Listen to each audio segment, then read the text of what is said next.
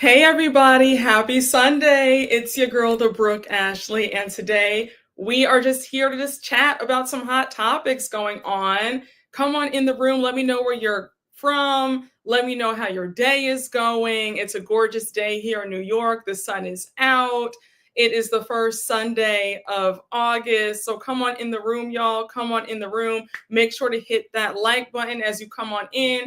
And yeah, I just want to chat. Like, there's been so much going on. Hey guys, come on in. Hi, how are you? How are you doing? Come on in. Hey y'all. I'm hoping you have a great day. Thank you. Okay, we have Mississippi in here. Okay, hey, how are you? Okay, yes, Upper East Side. Yes. Hey y'all, come on in. Come on in. How are you guys doing? How is everybody feeling? Oh, we have Norway. Oh my gosh. Hey, come on in, y'all. Pasadena. Oh, I'm worldwide, honey. Yes, watching from the DR. I know that's right. Okay, South Africa, it's 10 p.m. We have Brooklyn. Yes, come on, Brooklyn. Okay, hey, Ghana. Yes, hey, y'all. I'm well. How are you doing? Thank you. You guys are so sweet. Thank you. How are all y'all doing? How are you guys feeling? Okay, oh, Louisiana. Oh, I love Louisiana. I love me some are you in New Orleans? Where are you in Louisiana? I love Louisiana. Hey, North Carolina. Yes. Come on in, y'all. Come on in. This is actually just some ginger ale with some ice. That's it. I'm not nothing too special, nothing too crazy. Yes. Okay. Just Brooklyn. I love it. Yes. Come on. In Louisiana, I'm there too. Oh, I love it. I'm in the middle of the state. Oh, okay, cool. Are you close to like Baton Rouge? Are you over there? Okay, we have California. Yes, Miami. Oh, I love Miami. I love Miami down. Yes, it's 8 p.m. in Ghana. Okay, Cape Town, South Africa, Atlanta. Yes, Chicago. I love y'all down. Chicago is my second home. Me and Chicago go together very much that. Yes, come through. Come through. Oh, you want to see me lit? You said you want to see me good and drunk, huh?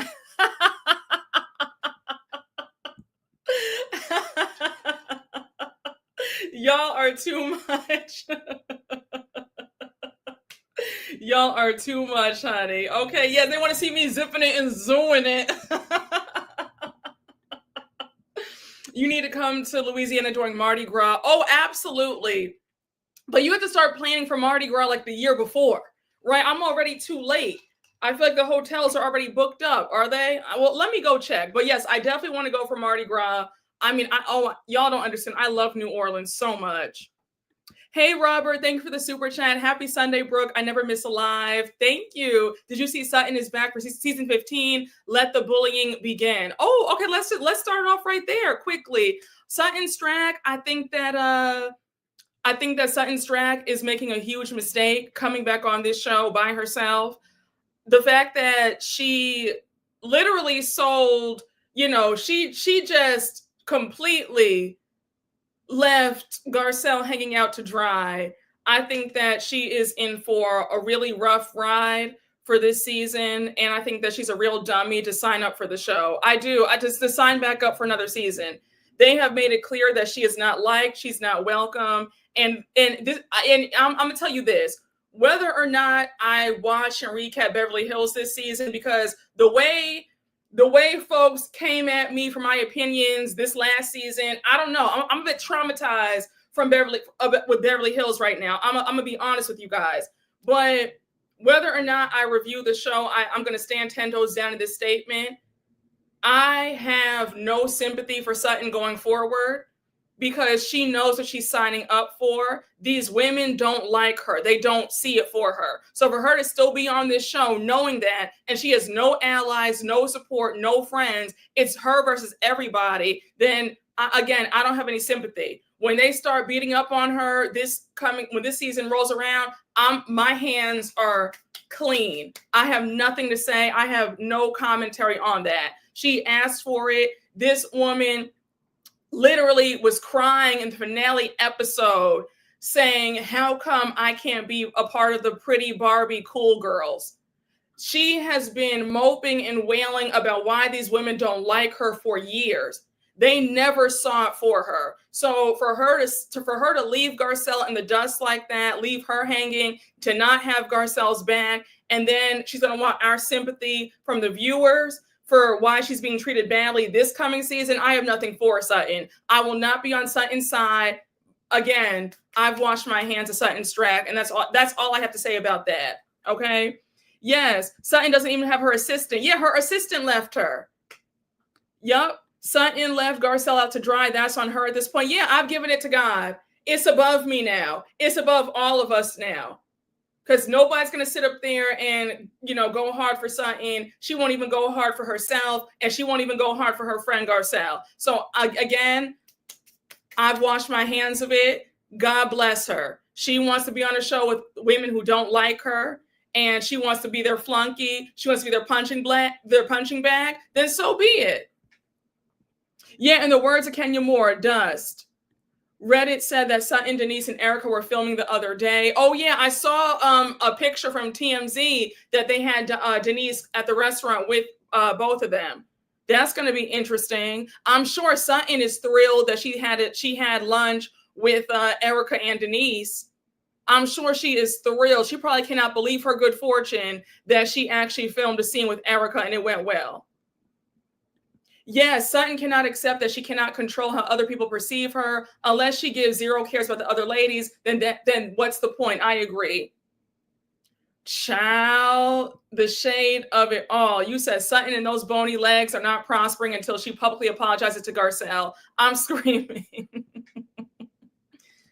Somebody interviewed Sutton quickly while she got into a Bentley with a black woman in the passenger seat. I said, Oh, I saw that. She had lunch with one of her friends. She says that she claims that she's known this woman for 20 plus years, that they're best friends. And I saw somebody on Instagram said, oh, so is this your replacement? Your black friend position opened up since you ditched Garcelle. And then she wrote in the comments back, like, be nice. We've known each other for a long time. That's my friend. Now, my thing is this, Sutton, if this has been your friend for 20 plus years and she also lives in LA, how come we've yet to see her at any party that you've thrown in all your years on Housewives?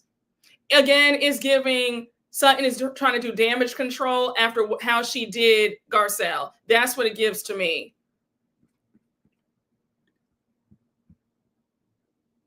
Sutton keeps Erica and Kyle on her vision board. Oh, for sure. And Dorit too, quiet as is kept. If I'm being very honest, she keeps all of them on her vision board.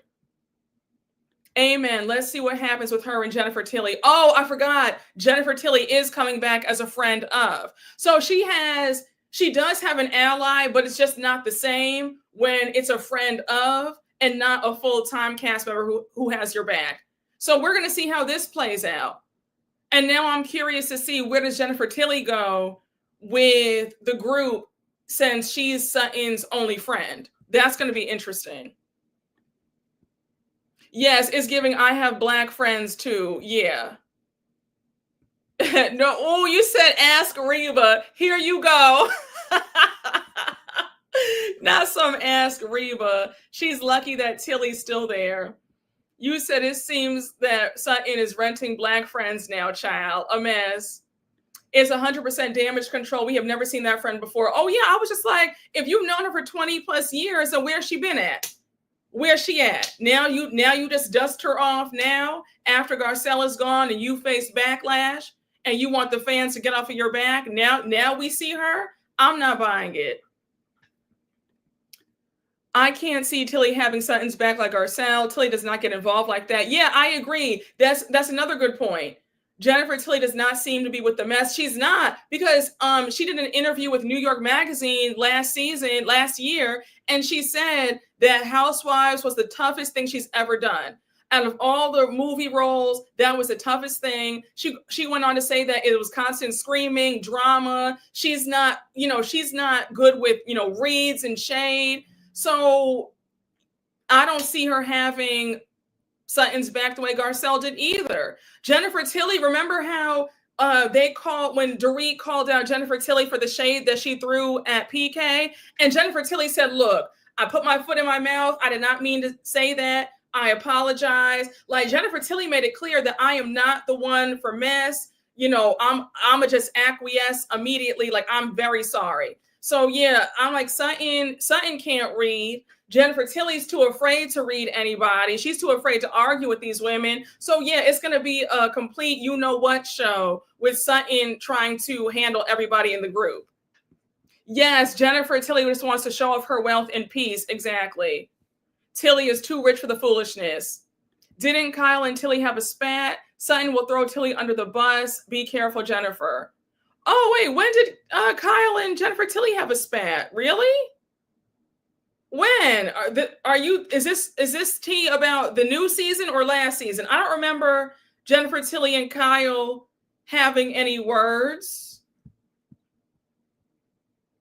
Yeah, she lost Crystal and Garcelle. Y'all better stop before Reba shuts this live down. Sutton won't have any support. She better be ready.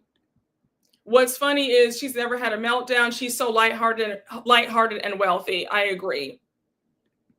Tilly is a horror legend. We love her down. Yeah, but yeah, I don't have anything for Miss Sutton Stracke. All I have to say is it's above me now. It's above everybody. And it is what it is when it comes to her dealing with the cast. That's all I have. Now, on to some other news that I have been waiting to talk to y'all about. Do you guys watch Love Island? Did you watch this season? Did you watch last season? Because I just need to get this out quickly.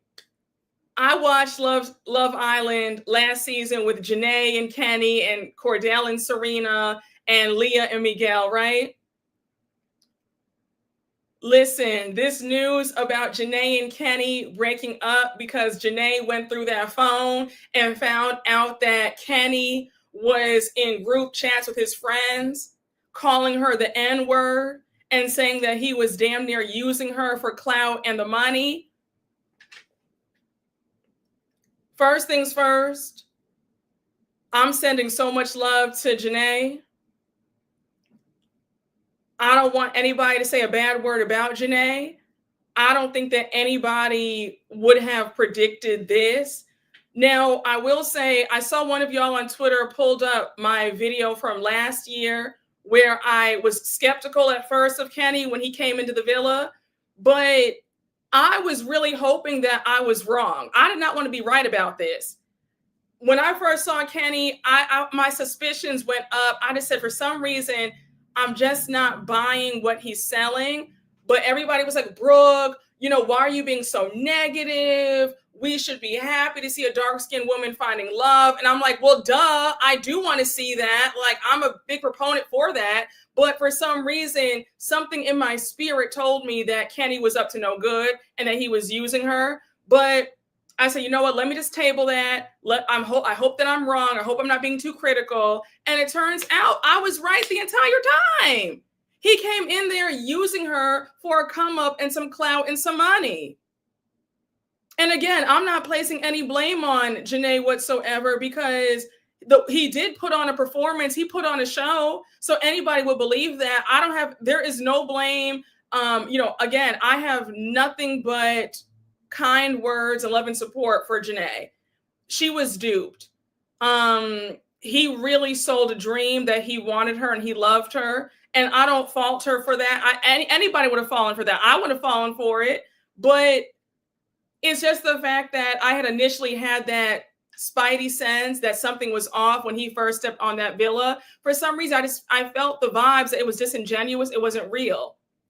Yeah, stunts and shows. Those shows are not for love. It's for a come up. Yeah, it is. And I really do think that as a whole, Black women might want to pull back from coming on to these shows. I just think that a lot of these men, they're not on there for right reasons. It's a select few men who are on there for, actual love. I just think that a lot of times you need to be prepared that most of the time these men are on here to get a check, fame.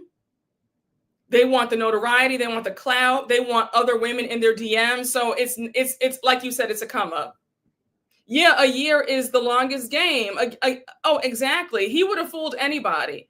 He's a sick, racist, desperado roach, child. Pretending to love someone that you hate is truly diabolical. It is.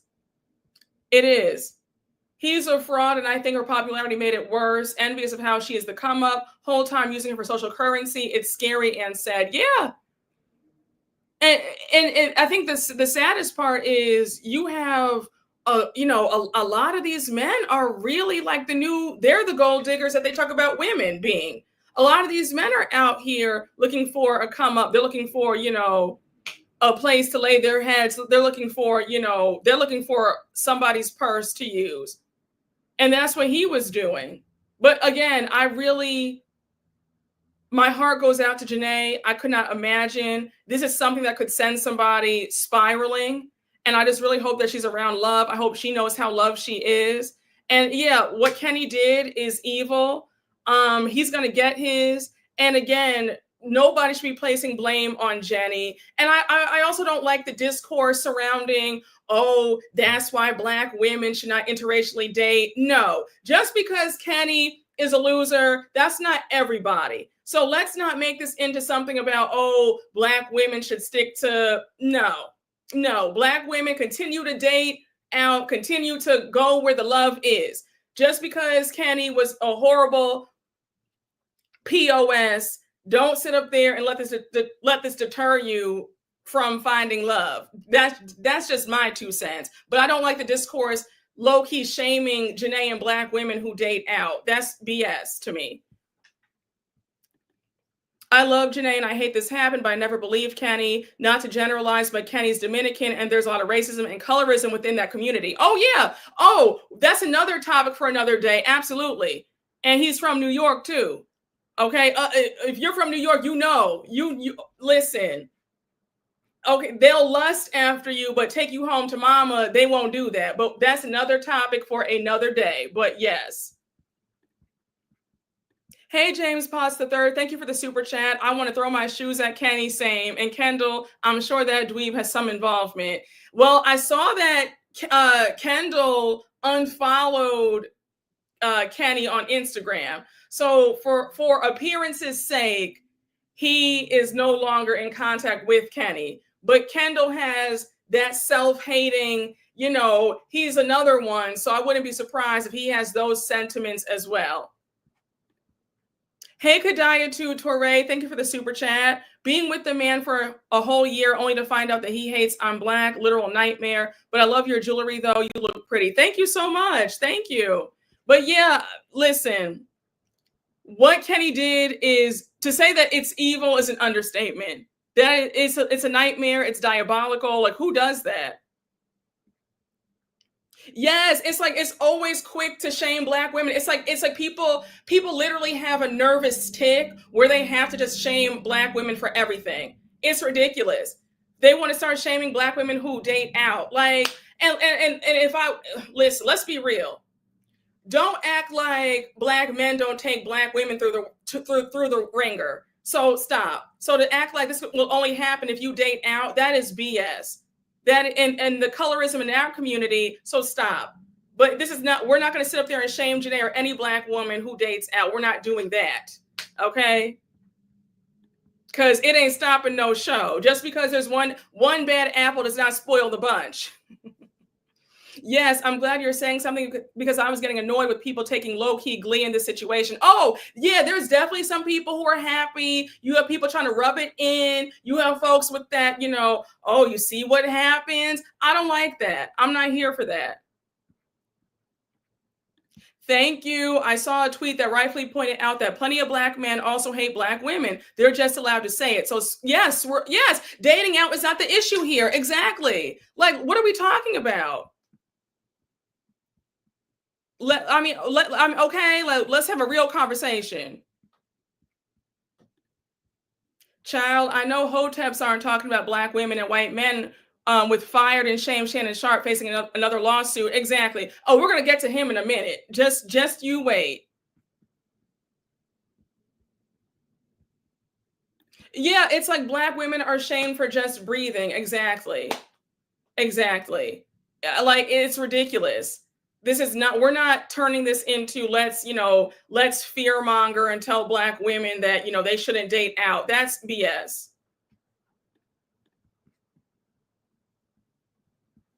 You never win when you're laughing at someone else's pain. Exactly.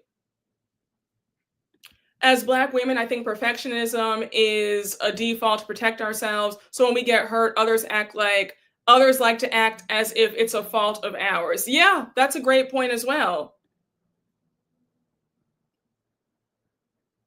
Okay, let's talk about that. Black men mistreat their preference as well. They sure do. They sure do.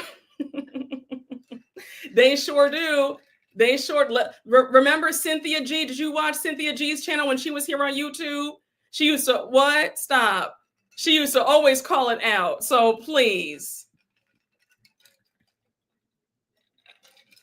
Yeah, and Janae was going through it. She was paired. The first guy that she was paired with was Coy.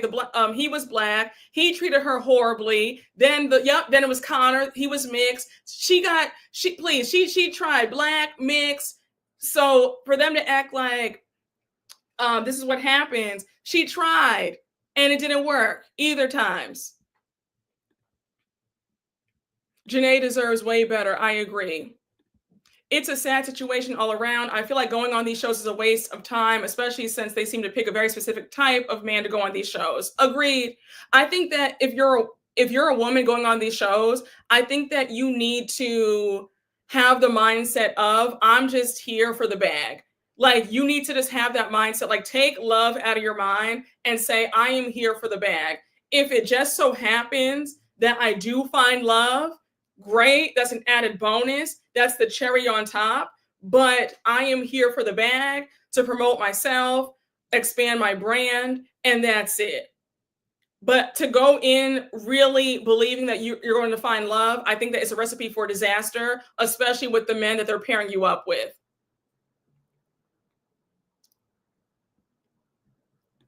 Yes, and I'm tired of the gleeful, I told you so. So you're Raven Baxter now. You see into the future. Exactly. Like, get out of here. Oh, yes. Okay, Cynthia G is on YouTube again, but just not as often. Oh, good.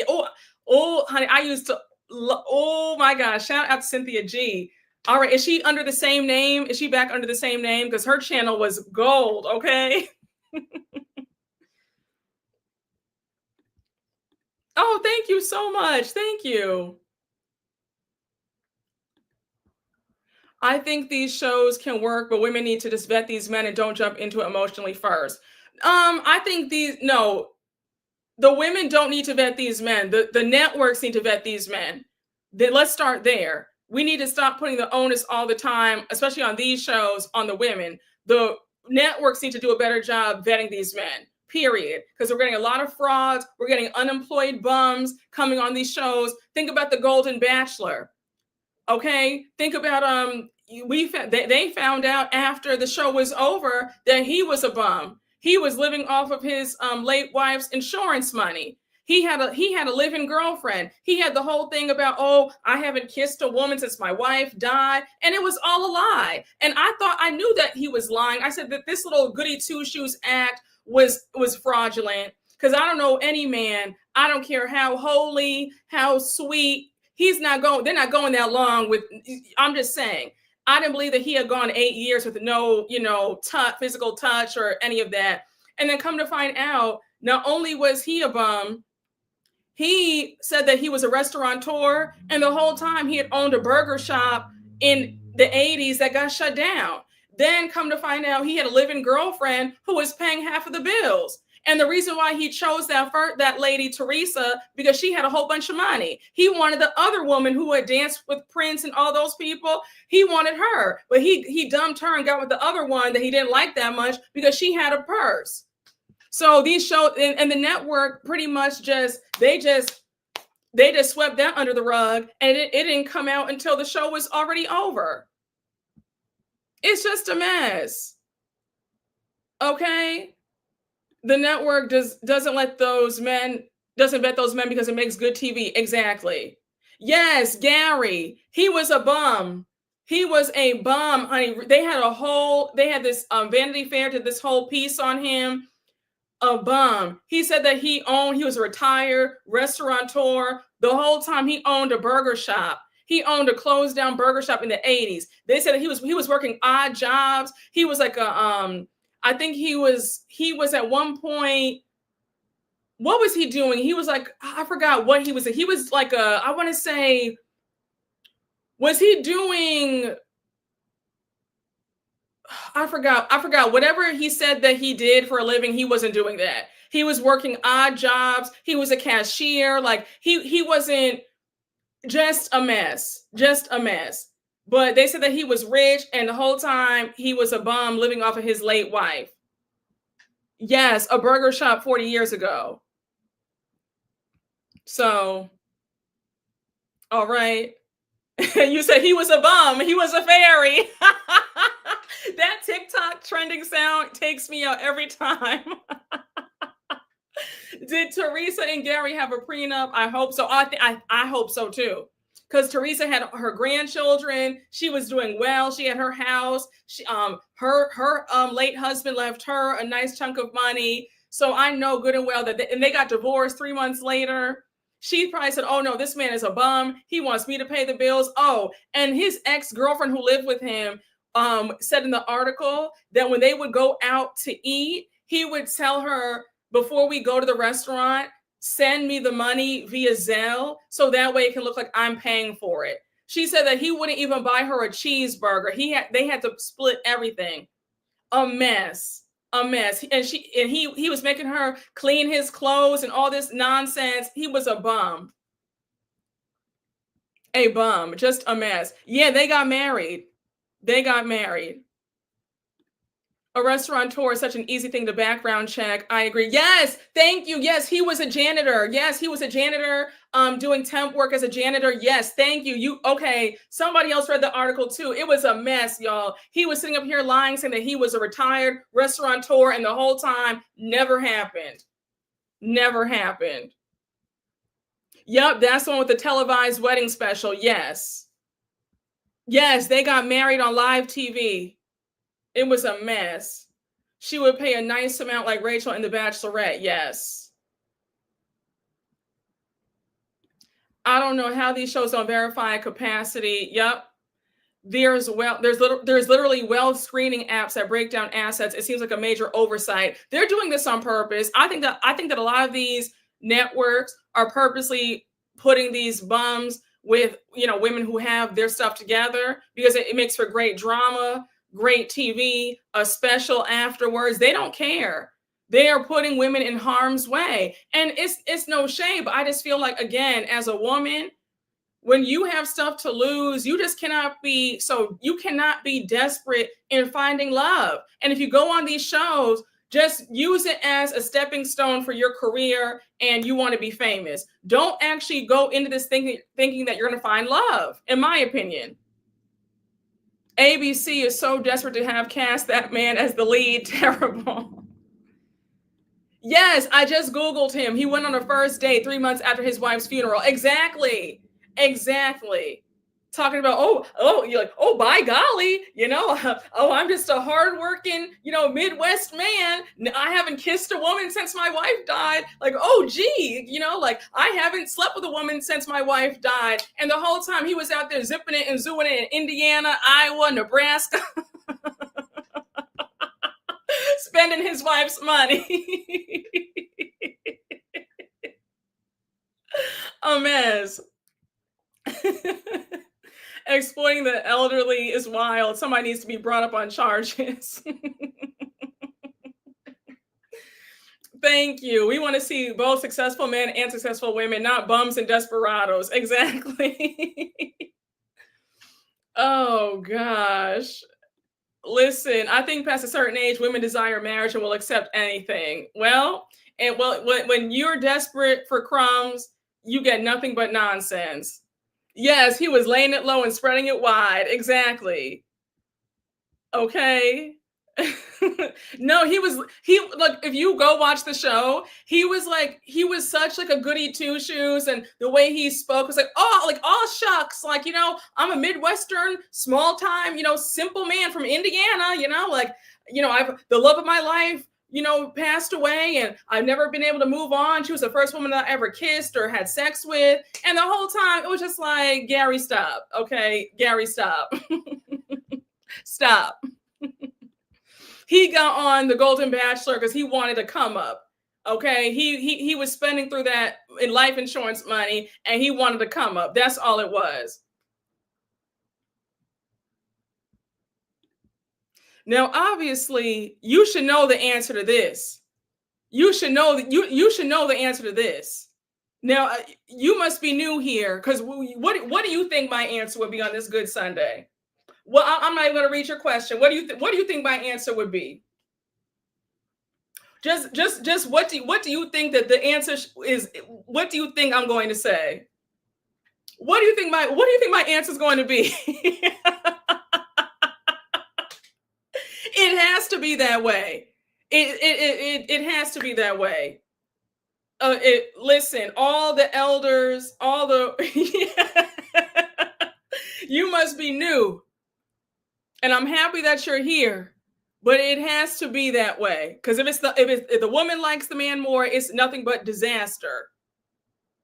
Nothing but disaster.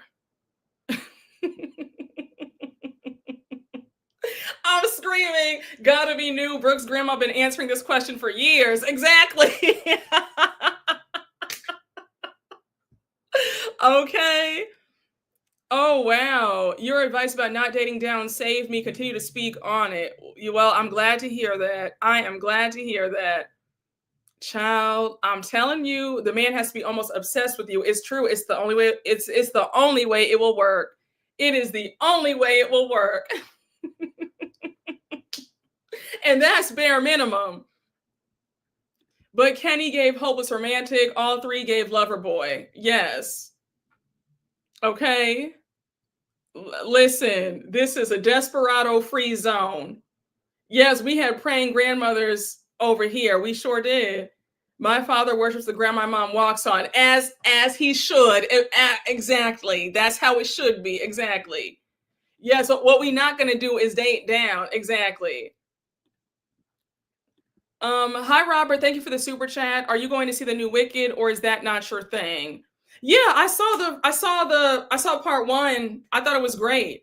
I'll be going to see when it comes back out for sure. Oh, you said my jaw is on the floor about this. Oh, the Gary stuff. I had no clue. Yeah, he was fraudulent. Yes, obsessed, more money, and generous. Ding, ding, ding. Exactly. Women by default put in more effort and care into relationships, even if they don't like someone that much. Hence why men need to like the woman more. Yes. Perfectly said. Perfectly said. Isn't that terrible? Telling your girlfriend who already pays 50-50 to sell you money. What the hell? A mess. He was a cheapskate. He was cheap. He was broke. He was a grifter. And then all the other girlfriends that he had, they said the same thing about him. He was very cheap, didn't want to spend on them, wouldn't even buy them a flower, wouldn't buy them a piece of chicken, like just a mess. He was dating several women at the same time too. Gary was yes, he was a janitor. Yes, he was. Thank you. So it can look like you're paying for optics. What about your soul, sir? Oh, gosh. Yes, marriage also benefits the men more. It does. Prayers for Janae. Unbelievable betrayal and hurt. How can you progress in this life to trust any man ever again? Yeah. She has, you know what? I don't want to say that. I'm going to pray and believe that she's going to get over this quickly and swiftly, and that she's going to find somebody's going to find her, because it's he who finds a wife, not she who finds a husband. But I'm going to believe that she's going to get over this heartbreak quickly. I'm going to believe that. I don't want her spending years healing on this loser. I'm going to pray that God will just heal her up quickly.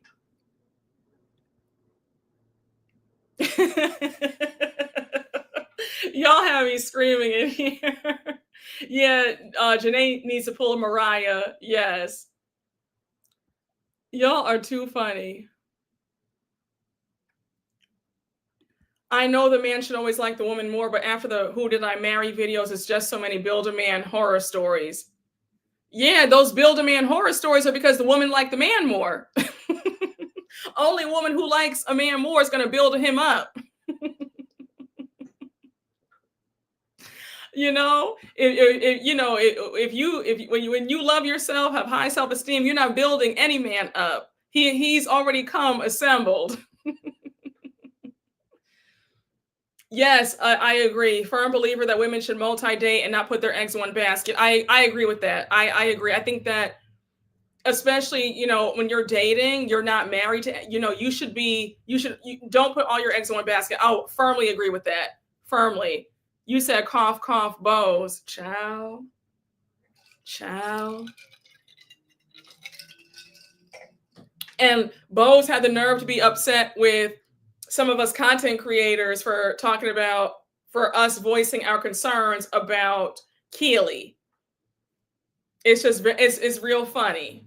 It's like we're just trying to look out because we can all see the writings on the wall. We're looking out for you, but hey, you love him. You're a lover girl. You said you turn your brain off when you meet a man. So if you like it, Bose, who are we to say anything? But agreed. I think Janae maybe felt pressure to stay in the relationship, wanting PPG to all stay in their relationships, and was scared to be the only one to break up. I'm sure she saw signs of how he wasn't 100%. I can see that. I can definitely see that. Yeah, this is not IKEA. He needs to be fully assembled. Exactly. Yep. If you want to build something, buy IKEA furniture, not a man. Exactly. Oh gosh. Yep. Looking out for her and her generational bags. Yes. Talking about a baby before saying I love you. Hey, how are you? Come on in. Listen, child. Talk about turning her brain off when she's with these men.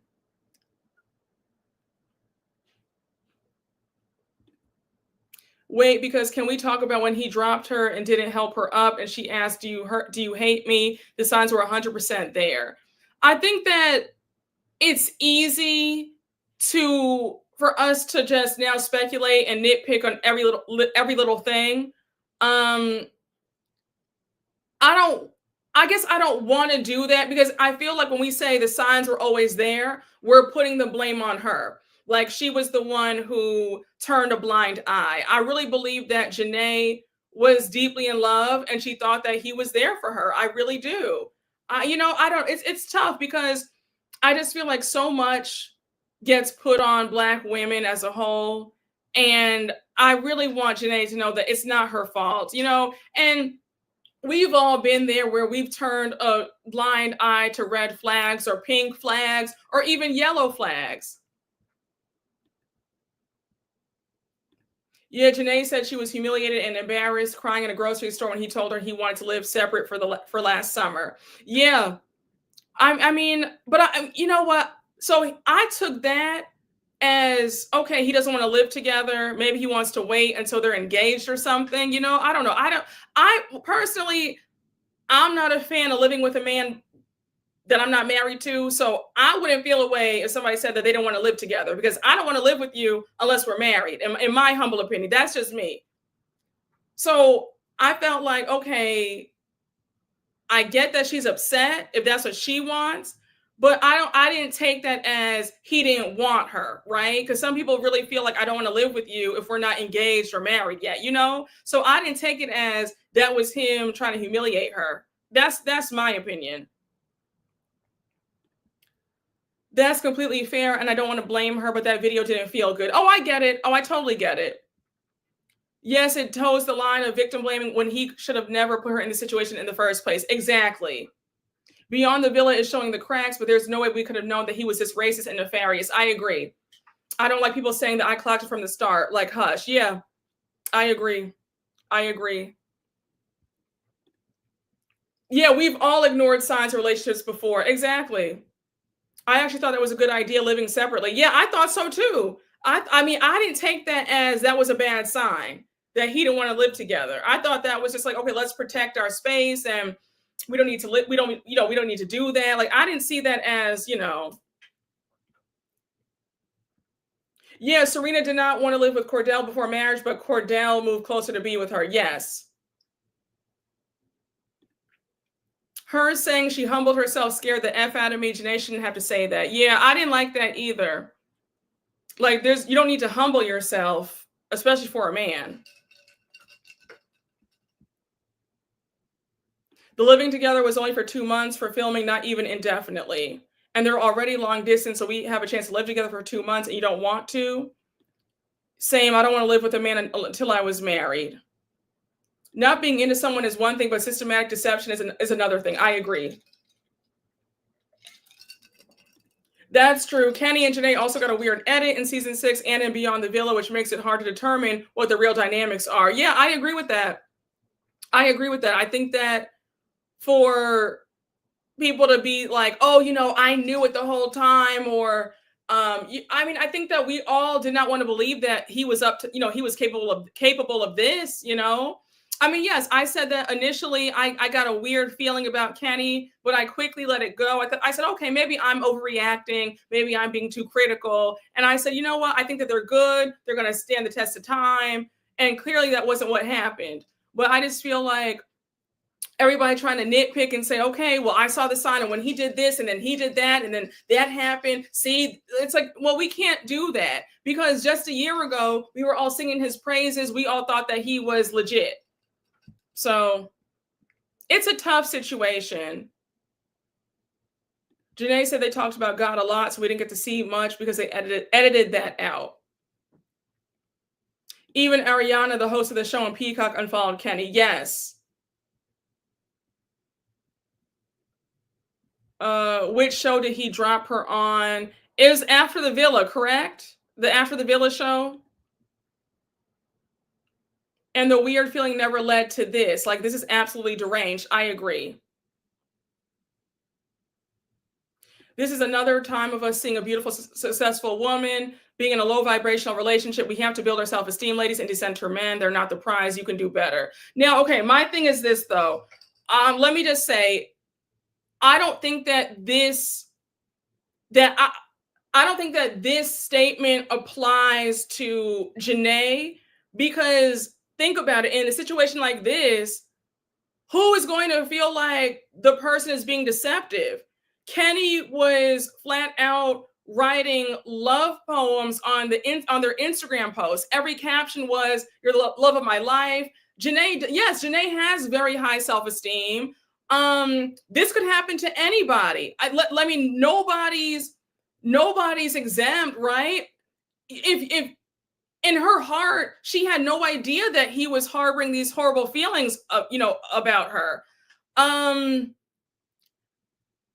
I don't love this rhetoric, because the relationship wasn't quote unquote low vibrational. He was treating her well. He was paying for everything. He was buying her gifts. They were traveling all the time. She met his family, went to church. Like, it was, you know what I'm saying? It was they on the outside, it was a great relationship. I mean, he really made her feel like she was the love of his life. I get it. We do have to build our self-esteem, but I don't think that this was nothing that Janae could have done would have prevented this. In a situation like this is not about having low self-esteem. I think that she was fooled and duped like anybody would have been. And I think anybody would have been duped by this. Now, my only thing with the whole decenter man is it's only online. In real life, women want to be in relationships, and that's not a bad thing. My thing is, don't be desperate. But it's not a bad thing to want partnership or companionship. Like, there's nothing wrong with that. And yes, I agree 100%. Men are not the prize. They're not. Yes, women can do better. I agree with that. But in this case, this isn't a case of low self-esteem or, he was a con artist who was excellent at his job, in my opinion. Yeah, he even went to her sister's wedding. They were locked in. I didn't mean to say she didn't have good self-esteem. No one will be able to expect his evilness, not blaming her at all. Okay, yes. Okay, got it. She was 100% fooled. Oh, absolutely. I mean, listen, I think Kenny would have gotten me. Like, I wouldn't have, you know what I'm saying? Like, I think he would have gotten anybody. She needs to hire a few goons to handle that. I agree. Yes, let's be glad that a child is not involved and she never got pregnant. Agreed. He saw who she was because he was a bombshell. Yes, I think it would have played out differently if he came in at the beginning. Oh, that's a good point. That's a good point, because the bombshells are still watching the show in their hotel room up until they get called into the villa. And he knew that she was having a hard time with Coy and Connor. So he came in as Superman. I'm here to save the day. Excellent point. I do believe that things would have gone a lot differently had he come into the villa originally the same time that she did. Yes, low self-esteem would be staying with him after those texts. Exactly. Yes. The streets saying that Kenny got jumped. I'm not surprised. This is so unfair to Janae. He has fooled many of his girlfriends. Yes. Yes. Okay. When I say decenter men, I mean don't make them the focus of your life and your social outings. Oh, absolutely. Focus on you all being open for love. Dating is 100% okay. Well, no, you have some content creators talking about, decentering men, don't date ever. You have folks talking about the 4B movement, about no dating, no kissing, no sex. I'm like, child.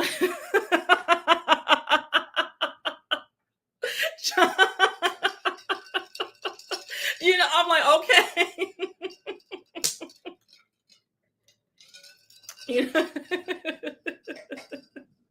You have, when people say that phrase, a lot of folks are talking about in extremes.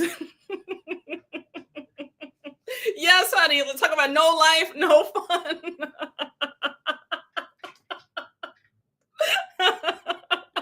You said they can count me out.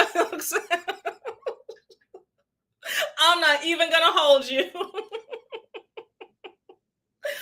I'm not even gonna hold you. I'm gonna see my way out. Oh my gosh.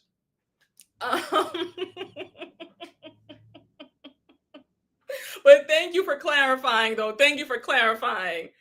Y'all have me in tears. Y'all have me in tears today.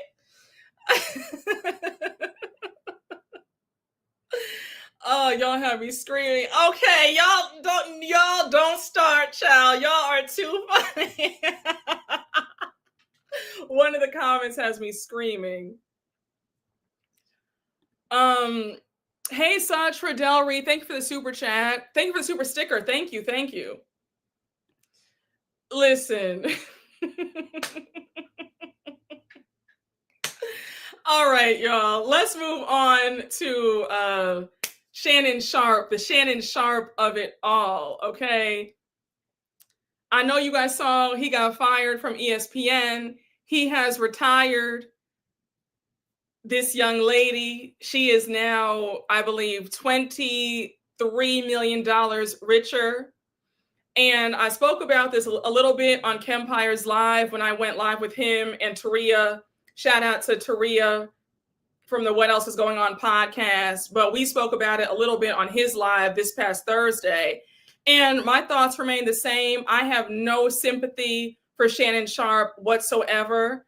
The fact that his anti-blackness, the self-hate of it all, for you to constantly talk poorly about Black women wanting men with a coin, calling Black women gold diggers and this, that, and the third, bragging about how you are only going to give your daughter $30,000 for her wedding when you're worth millions, but you retired this young lady who's not Black. She's set up now for generations. Her children, her children's children, her children's children's children are set up for life, but yet you wouldn't even give your daughter a nice amount for her wedding. And then he added that all of his kids know that he is the last resort and don't ask him for anything. This is what happens when self-hate comes into play. You have cheapness. That man is a miser when it comes to his Black children and Black women, but it's a free for all if you're not Black. Just a hot mess. I feel no ways about it. It is what it is. He set this woman up. Somebody said, he's fired, she's retired, Lakers in 5, and I got my entire life. I feel no way about this. I feel he got what he deserved. He spoke poorly on Black women for years. For years. Thank you. He retired her and hasn't even retired his children. Let's talk about that. If I was Shannon's daughters, he would have gone straight to Shady Pines. Sharpe is a disgrace, generational wealth to no child of his own. Terrible. Exactly. Got outsmarted by a girl young enough to be his grandchild. Exactly. $30K for his own daughter's wedding. Yes, $30K. He didn't even want to give her that. He was like, well, he was like, make it work. He's like, don't ask me for anything else. He literally gave this other woman generational wealth, but won't even give that to his children, saying that it's for you to have worked as hard as you've worked, and someone else you've given generational wealth to somebody else outside the community, but your own children now are going to have to scrape and scrap for whatever is left. ESPN has fired him. I think the $100 million podcast deal fell through because of this lawsuit. So what does he have left? I'll wait.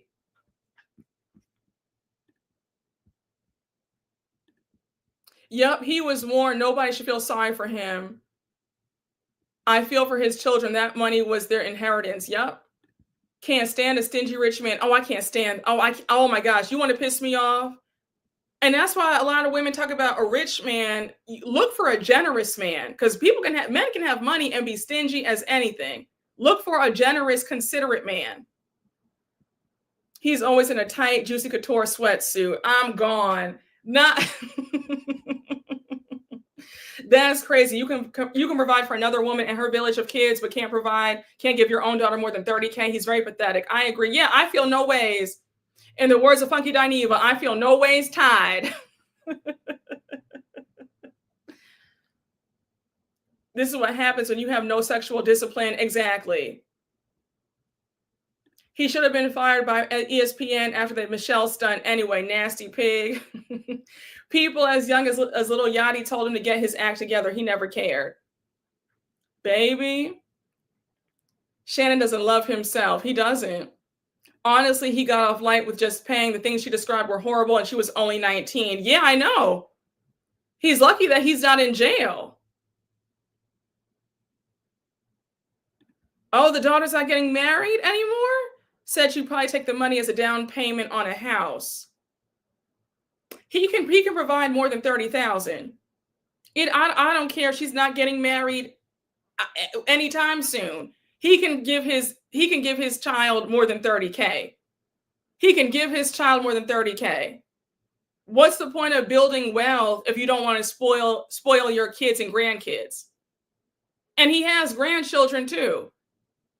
So he doesn't spoil his grandkids? Like, what does he only get his kid? He only gets the kids, what, one gift for Christmas? He's a cheap man. What a big old loser. Okay. Yep, this lady's about to get a new man and live off of Shannon's dime. Exactly. Child, karma came knocking with a welcome basket. Listen, his kids should have a trust fund. That's crazy. Well, is there any left now? Yes, mind you, he made $22 million from his entire football career. She made off like a bandit. Exactly. Yeah, he made $22 million altogether, and he gave her $23 million, I believe, from the lawsuit. I laughed hysterically when she announced her retirement. I hope more young women run their pockets and brag about it. Same. Shannon, not so sharp, shaking my head. Listen. Yeah, genuinely, there's no point in being with a man if he's not generous and not just with money. I agree with that. I only feel bad for his children. Yes, and his grandchildren. Because what are they going to have? What are they going to have? What's left? What's even left of his fortune? What's even left of his fortune? You said his surname never suited him anyway. A fool and his money will part ways. Child. I know his daughters are tearing him a new one. He probably isn't even picking up the phone. He's probably telling them, he probably has his phone on Do Not Disturb. He's probably telling them to leave him alone.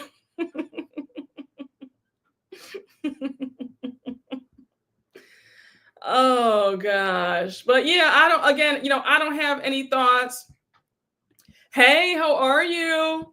No, I don't have any more thoughts about Shannon Sharpe. He got what was coming to him, and that's that on that. And he's being sued again. I saw that. He's gonna be cleaned out. I will not be surprised if he's not wiped out financially by 2026, 2027. I will not be surprised, because he's had a history of these kind of things, with these allegations too. So I will not be surprised if he's not wiped clean and every penny in his account is taken.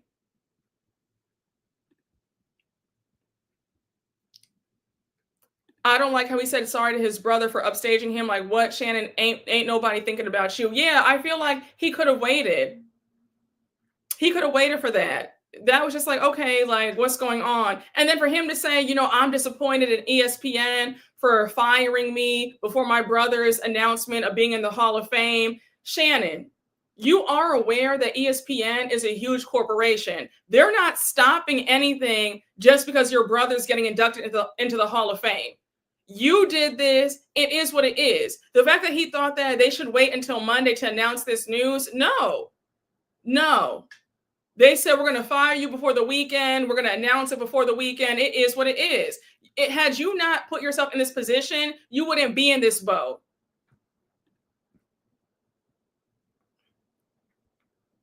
Yep, that money shall last him a lifetime and set for the next generation. I agree. Yep, he's so anti-Black women. I remember him telling a girl on Twitter, don't you have horsehair to buy? I remember that. Yep, I remember that. And it was funny because I was watching a creator on TikTok who said that in the coming months, don't be surprised if Shannon Sharpe shows up with the Black woman and he gets married. It's the same way that Jonathan Majors got with Megan Good. Don't be surprised if he pulls a Jonathan Majors, where all of a sudden we see him with the Black wife and he's talking about how, he's found Christ again and he's on the up and up and he's a married man now. Stop. And I'm pretty sure that Sherry Shepherd will be the first in line to be his play wife too. Yup, dear Black women, you better not pick up the pieces like Megan Good and Sammy Davis Jr.'s wife. Yeah, and you know what? I don't like that, because I don't like that whole thing, because it just gives that you look at Black women as rehab centers when you're down. And no. And I really hope that Black women don't fall for it. I hope they don't, take the bait. I really hope and pray. But I'm sure we have a lot of pick-me's in Hollywood, who want that Black love. So I won't be surprised. I hope no Black women helps him rebrand. No, listen, like I just said, there are so many pick-me's. Sherry will be sitting front row. She sure will. She sure will. That's for sure his new pipeline. I can already see it. Exactly. I can see it too. Maybe it's just me, but I still don't believe that whole relationship with Jonathan Majors and Megan Good, but to each its own. Well, they're married now. They are officially husband and wife. A mess. Sherry clamoring for that interview post mess. Taraji's ready for him to put a ring on it. Oh my gosh. I hope not. Hunting for a Coretta. I'm screaming. Child. Isn't it sad? Isn't it sad? And the sad part is there's a line wrapped around the block, probably 5 miles long. Oh my gosh, a mess. But yeah, those are my thoughts on the Shannon Sharpe of it all. Just foolishness and good job. Yet another one who has pissed away generational wealth and given it to another community, but leaving their kids and grandkids with nothing. So you've done a great job, Shannon Sharpe. You've done a great job. But I did want to I wanted to since we're talking about couples, can we get into this whole thing with Karuchi and Deion Sanders? Now we all know that Deion Sanders announced that he just beat, what was it, bladder cancer, and we saw that video of Karuchi in the hospital room with him just crying. It appears that they're now a couple. Thoughts about it? I don't really know. I mean, yeah, I don't really have too much to say. I know we like to joke about a lot of these men, they get broke down and they want a nurse with a purse. But I guess in Karuchi's case, she'll only be a nurse because Deion Sanders does have the purse. He does have a lot of money. So that's good. She's not providing the money, financials and help. But yeah, I'm kind of speechless. I'm kind of lost for words. You said, get that money, Karuchi, Deion, fine. You said, great gowns, beautiful gowns. Karuchi just tired of working. You said, get the bag, sis. Karuchi was selling feet pics, child. She had to think fast. I don't know her in my Mariah voice. Y'all have me screaming. I feel like they've been a couple for some time because Karuchi's been very hush-hush lately. I heard that Tracy Edmonds helped Karuchi build an acting career. Yikes. Yeah, I was watching Kempire's video before I got on live about this whole thing, about how Tracy Edmonds is feeling a type of way about Karuchi dating her ex-boyfriend. I mean, child, I guess that's how the game goes sometimes. Karuchi said, you might have helped me get a foot in the door, but it's time for me to worry about myself now. Deion Sanders is cheap, though. At least he used to be. Nothing worse than a cheap rich man. The gag is she went behind her friend's back and started dating him. Claudia Jordan spilled that tea. Yes. Oh, you said Deion is petty from the sole of his feet. This isn't a come up. Yes, honey. You said the whole game vicious, okay? Oh, gosh. Hey, Lenlu007. Thank you for the super chat. Cheers, Brooke. Great live conversation. Thank you. I'm glad that you're here. I'm having a good old time. Listen, it's always a good time with y'all. We always get into all the things. You heard that Deion Sanders won't share? Well, then she needs to get out now then. If that's the case, then get out now. I'm sorry, but he's way too old to be dodging questions about her after he posted that YouTube video. I agree with that. I agree. Yes, I remember his reality show with him and Pilar, his second wife. I remember that. And their divorce was crazy. You said Karuchi is a Porsche. Karuchi on live crying to secure that check. Okay. Oh, we have a great time here, honey. We're always in rare form. Oh, yes, absolutely. Always. Y'all be showing out in that chat. He looks stingy. I really hope that Deion isn't cheap. I really hope he's not. Karuchi, if that's the case, please leave. Please, girl, leave right now. He was not generous and kind to his wife on that show. Well, I remember when him and Pilar got divorced, he found a way to not pay her child support because he got full custody of the kids. But I remember, didn't Pilar put a hit on him, a hit out on him? If I'm not mistaken, she tried to have him arrested and all this stuff. She got some people, she got some goons to attack him. So I remember because he used that against her in court, and he was able to not pay her child support and any of that stuff. So just a mess. Oh, damn. You said the only bag she'll have is helping him change that urine bag. My God. That divorce was so messy. Pilar's best friend beat the snot out of him, allegedly. That's what I heard.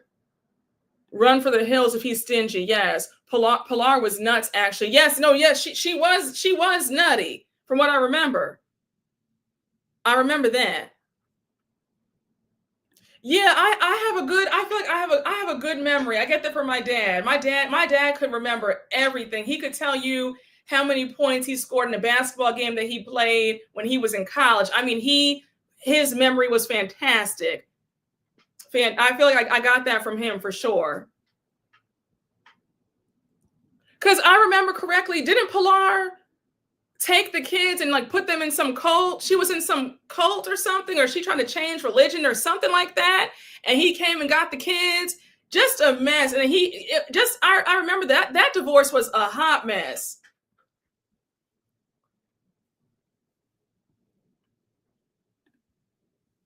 He might not be as cheap anymore since he knows he has to pay for a pretty young thing now. Yeah, I hope so.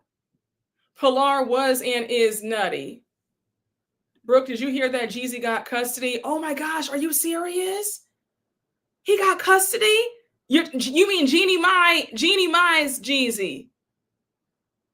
Dark meat on the side, Jeezy. Wow. Child. Okay, so yeah, so this did happen. I wonder if he pushed it to that crazy level, especially after all those kids. Jeezy got shared custody. Oh, okay. A good memory always comes in handy when we're discussing the mess. Yes. Yes, I remember correctly. That's how he got full custody of the kids. She had them in a cult, I believe, allegedly. That divorce was something out of a movie. I mean, there were hits on each other and goons attacking him and in the middle of downtown Dallas, just a mess. And that's why he can't stand her till this day. They don't even talk. And you see them joking at the games. Pilar will be there and they won't even speak to each other. Okay, it's shared. I thought it was shared. Okay, Jeezy having shared custody isn't that bad. It's his child too, but if it's full custody, that's wild. Yes, it was War of the Roses. Pilar knows Mary Cosby. Yeah, it was definitely, I mean, they were battling it out. A mess. Ooh, that divorce was crazy. But yeah, all I have to say is, God bless Karuchi. That's all I have for that. I mean, I'm really speechless. I have no words. I was shocked when that video dropped of Karuchi sitting in that chair crying while he's in the hospital bed. I was just like, okay, well, that's interesting, but God bless everybody. That's all I have. I'm glad that Deion Sanders beat bladder cancer. I'm praying for his recovery. I hope that, he's better. But yeah, I don't really have too much more to say about Karuchi and Deion together. God bless. And that's all, that's all I've got. But I did want to move on to a topic that is near and dear to my heart. I don't know if you guys, I'm sure you guys have seen all the discourse on TikTok. You guys saw the collaboration with Ralph Lauren and the Oak Bluffs have done a collaboration. The Oak Bluffs on Martha's Vineyard. The whole collection is stunning. I love how they showcased all the Black families, a few Black families who have had, been on Martha's Vineyard for generations, just showcasing Black joy and luxury and Black wealth. Beautiful. Now, one thing about social media, it does not matter how beautiful something is. It doesn't matter how uplifting something is. Social media has this really demonic way of trying to bash something that's good. Seeing this Black man on Twitter say that this collaboration is not realistic because as Black folks, we all stole our Ralph Lauren. I had to rewatch his video several times. I said, excuse me, I don't speak French. I speak English. Leave me out of all that we stuff. I don't know what does that mean? I've never stolen anything a day in my life. I damn sure wasn't stealing any Ralph Lauren. Like I was just like, this is so sad that you have some Black people who have equated Blackness to lack and struggle. Blackness is not that. There's I mean, and it's annoying because we say that being Black is not a monolith, but then we say we're hearing people say stupid things like that. It's just a mess. It's just a real mess. And like the whole thing about, is this collection elitist? Is it classist? Do you say this when Chanel drops a new line? Do you say this when Gucci or Louis Vuitton or Neiman Marcus and Saks partner up? Do you say this about Hermes? Do you say that about any other designer? But because Ralph Lauren decided to partner up with a Black designer to highlight Black excellence and Black wealth, now is this elitist or is this classist? What are we talking about? It's annoying. Yeah, it's so aggravating. The collection is amazing, but the discourse about the collection to me can show how limiting and disconnected Black people can be, especially when it comes to fashion. Yes. I hate when they talk about we did this and we did that, because why can't you say it's you? Exactly. And I've noticed that when people talk negatively, they always want to say that we stuff. And I'm very clear. If you ever do that with me in conversation, I'm quick to correct you. Say yourself. Don't say me. Because how people do, people say, oh, we're so this. People will say, if they're talking about, not having money or they don't think they look right, they'll include you. And they're like, you'll hear people say, oh, we all look, like we all look whatever, or we all are this, or we don't, no, that's not my reality. That's not everybody's reality. Don't include, if you're one of those people who's negative and you have limited thinking, I'm quick to correct you. I don't play that. I'm not going to sit there and joke around and say, oh yeah, I'm not doing that. Do not include me in anything negative. My life is great. I love my life. I look good. I feel good. Like it's not, you know what I'm saying? Like everything is good. So don't come over here with that lack talk to me, because I'm not going for it. And that man who said that on TikTok, he sounded like a true idiot to say that we all stole our Ralph Lauren. You sound like an idiot. It's so annoying. Yeah, and a lot of yes, they're telling on themselves and what they think. They are self-hating. Exactly. Yes, let's talk about that. Everything is not for everybody. It's the truth. Gucci made a Sambo sweater and some Black folks still buy their expensive items. Exactly. It's aggravating. I'm from generational wealth, and I do see people trying to humble me in some way. My grandparents had businesses and long money. Yeah, and let's talk about this for a minute. One thing that I don't like is how Black people will say that we want to see more examples of Black wealth, Black success. And then when we see it, there's a tinge of jealousy or folks are triggered. Do you want to see Black people doing well or do you not? And you guys know, a lot of you, if you follow me for a long time, you know my upbringing. My dad was an Ivy League educated lawyer. He went to Harvard.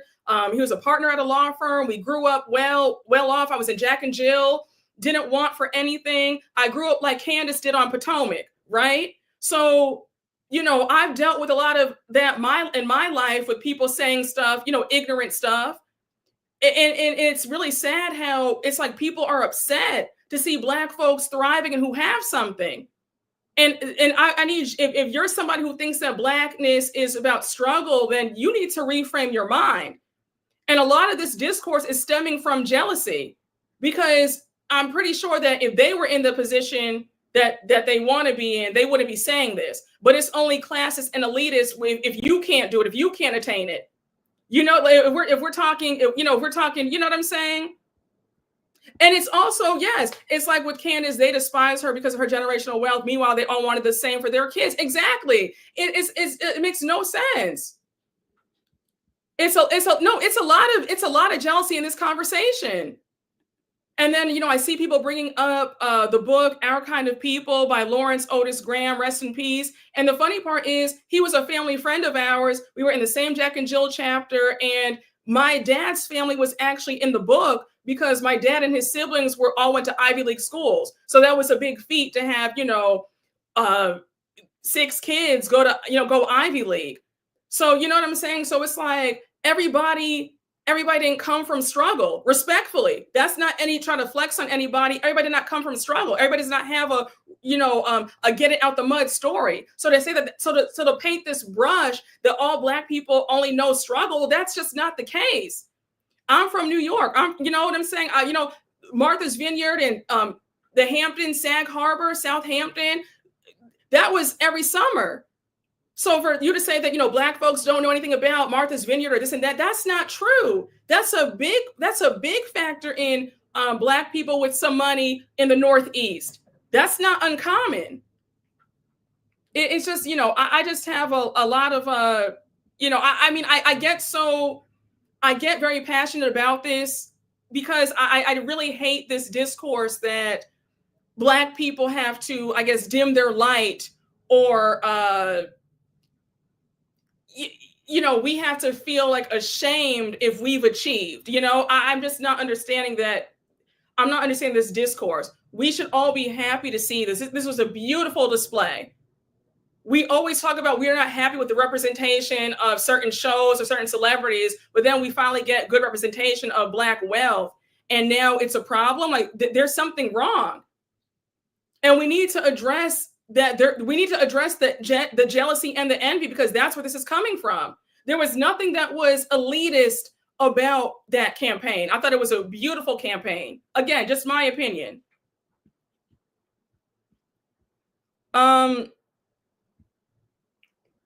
Yes, the jealousy is aimed at the wrong people too. Black community, so much wealth has been stolen from Black Americans, literally taken by the KKK. Yes, it's true. It's so true.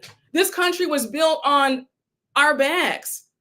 Okay. And they got so wealthy from us. So it's just like, I get so passionate about this because it's just really, it's upsetting to see some of these think pieces and some of these thoughts bashing this beautiful collaboration. Yes, exactly. Which one is it? On the flip side, as somebody who grew up with a little less access, I've noticed that some affluent Black people attempt to cosplay poverty as a way of being Blacker, which is so strange and sad. Well, yeah, because if you're always hearing that you're white, or you talk white, or you're a snob, you think you're better, that's grating to hear, right? So sometimes you will modify your voice, or maybe you might, you might try to act like you grew up a little bit rougher because you want to relate. Because let's not act like in our community that it's.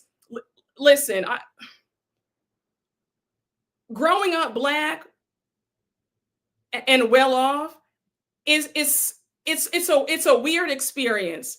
It's a weird experience because you're not really, you can be kind of ostracized or with Black folks, and then what I'm saying, white folks are looking at you like, wait, what? Like, how do you have all this? So it's a weird place to be at. I can do a whole video on that alone, but it's a weird place to be at. So when you do see, there have been times where you feel like you need to, or I have felt like I need to, maybe try to tweak something, but then as I've gotten older, it's like, well, no, F that. It is what it is. I'm not gonna let somebody's jealousy or insecurities or whatever or nonsense affect me. This is how I talk. This is how it is. This is how I grew up. I'm not ashamed of anything. You know what I'm saying? It's very sad that does happen though. Even if you can't relate, you should still celebrate the positive experiences of others. Our history and culture are diverse and should be a source of pride, not division or jealousy. I agree.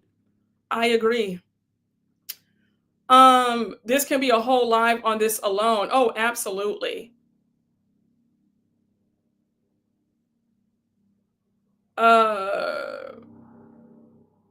Wow, congratulations to your dad on his accomplishments. Thank you. It's very refreshing to hear someone who had privilege own it. Too often I've noticed that people try and hide their privilege in favor to promote a story of struggle that they did not experience. Yeah, it's like, listen, And that doesn't mean that you've never had setbacks or rejections or whatever, right? Just like, I think that people think that if you grew up well off, you don't know what any, you've never had a rough day in your life. That's not true. But the point is that just because you didn't, your family had some money, you know what I'm saying? It doesn't mean that you're exempt from the trials and tribulations of life. But it is sad that people feel like they have to hide how they've grown up due to the backlash that they might face within, their community. It's horrible. It causes real separation in our culture because even I felt like I had to hide it. I never lied about it, but I lied by omission to avoid weird questions and ostracizing. Now, F them all. Yeah. And I get it. I mean, I've never lied or, but sometimes, you'll try to maybe kind of downplay, I guess, a little bit, but it's like, well, people are going to find out, people are going to find out one way or the other. Yes, generational wealth is celebrated in other cultures, but shame for Black people is terrible. I remember this white girl was crying and apologizing to me for growing up in the ghetto. Girl, I grew up in Japan. I know that's right. Let them know, Greg. Yes, same. I went to an all-white school. They looked at me weird, and then in Black spaces, I'm told I sound too white, conflicting. Well, it's funny because where I lived, where I was from in New York, the suburbs, the school system was really great. So I had the choice to go to private school. I chose to go to public school. So like going to public school, it was interesting. It was an interesting experience. But I don't think that it would have been different, obviously, in the private school. But it was very interesting.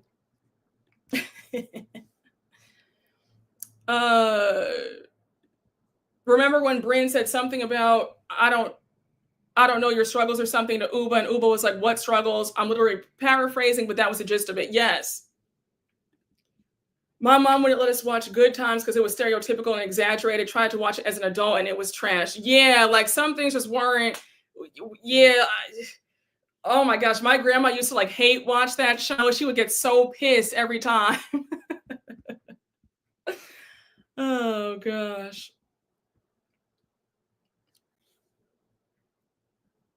I didn't grow up with money for real, but I guess we have more than others. But when I went to Spelman, I saw true wealth like the girls who summered in Martha's Vineyard. Yes. It's the same for those of us who grew up in the hood, but were bussed out of the neighborhood to the smart school. Now we talk white and we think we're better because we're educated. See, it's like you can't. It's crazy. It's truly crazy. I grew up in that world, but no one ever accused me of acting white because I'd hit them with the logic, what is acting white? Yeah, I would say the same thing too. I'd be arguing folks down. Like, you sound like an idiot. Like you sound dumb. Like like I'd be getting into literal arguments about this. Like you really sound like a fool to say this. This reminded me when people criticize the Cosby Show as not being real. I loved it because I knew it's real somewhere. No, it is. Yeah. We all grew up different and that's okay. I always just tell people I'm like Cosby's Black New Yorker, LOL. Yes.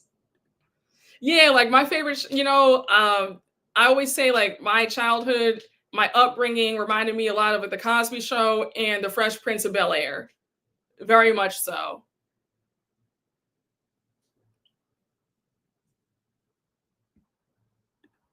You guys are giving off the wrong vibes in this live for real. There are people who are poor who are good people. Nobody said that there weren't people who are good people who are poor. Nobody said that. You're adding on to what's being said. No one is saying that. No one is saying to strive for elitism. We're just saying that Blackness is not a monolith and that there are Black people who are doing well financially and that everything is not for everybody, but nobody's bashing anybody who is poor. Nobody said anything about poor people are not good people. That you're giving off the wrong vibes. Respectfully, but you're adding on to what is said. You're hearing what you want to hear because nobody said that. It's just... No, thank you. Who said that? No, like let me know. Did anybody say that in the chat? Did I say that? Did you say that? Nobody in this chat said that. Nobody in this chat said anything about that. We know that there are lovely people of all socioeconomics. I love everybody. Nobody's bashing anybody for what they have or what they don't have. We're just saying that Blackness is not a monolith, and that there are people who do summer in Martha's Vineyard or the Hamptons and are doing well, and that this line should be celebrated. One thing about it, I respectfully, I appreciate everybody who watches me, but please do not, if you want to, please do not add on to what I'm saying. Do not add on to what everybody's saying in the chat. I don't like that. No, thank you. Nobody said that. Nobody. I have not seen a soul bashing anybody of nobody. No, not one person said that.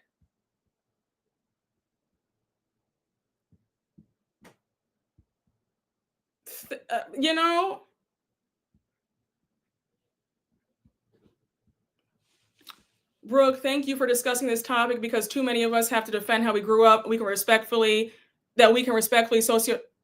grew up, and that we can respectfully, I guess, discuss socioeconomic backgrounds in Black communities. Yeah, no, I had to talk about this. I feel like it would be doing a disservice to myself, because I had to get this off of my chest. I saw all the discourse online. I said, no, I got to jump in here. I have to jump in here. Like, I just have to. The collection is long overdue. It's a beautiful collection. It really is. Wealth and success do not indicate good or bad. Thank you. Nobody is saying that. There are trash people at every level and amazing people at every level. Thank you. Say this again. That's like, I just, if you get triggered easily, if you're somebody who just wants to come in mad, then respectfully, you don't have to stay in the live. But don't sit up here, I'm not talking, I'm agreeing with you. What you said is correct. But again, please do not sit up here and add on to what anybody said. You know good and well that nobody said that.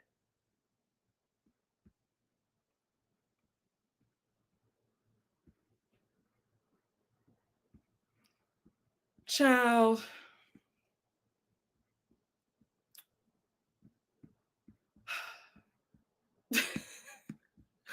I was going to say,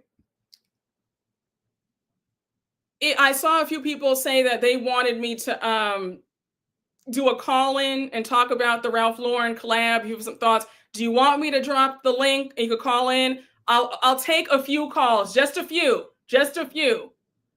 Keep it under 3 minutes.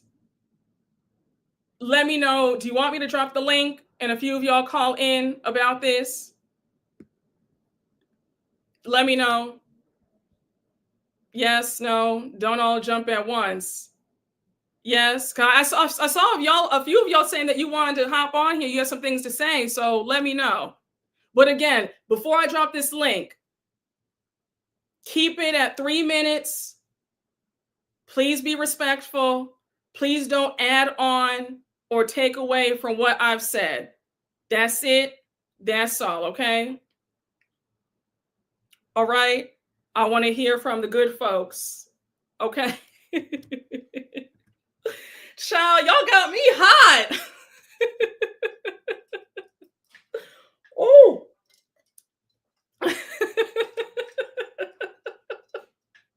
Lord, today. Got me shaking in here. Y'all, please. I put in the link. Okay. I see a few folks. Come on up. Okay. Just y'all, I see y'all here. Just please be respectful, all right? Please. Okay, all right. I'm gonna bring the first guest. Are you ready? Are you ready to come to the stage? Spotlight's on you. Can you hear me? I can hear you. Hi, how are you, Jennifer? I'm fine. How are you? I'm well. I'm glad you're here. Yes, I was about to say I commented on the part with the Cosby Show. A lot of people thought that it was unrealistic, But even though I didn't live the life, I knew that it could be real. Mm-hmm. And also, I was saying that I was the same age as Rudy Huxtable. I was born the same year. Oh, okay. And it just, but yes, we're saying that we're not. You weren't saying that that it was bad to be poor. You just saying that you was proud of, just because you're proud of being born or living well doesn't mean that you're bashing the poor or being elitist. Thank It's you. yeah. So that's what is being said. People trying to make it like it's a make it guilt or trying to humble somebody, just because somebody lived a well life. I Mm-hmm. didn't live as well as some of my classmates, but I was still like, I admire the fact that that came from Jack and Jill and the debutante.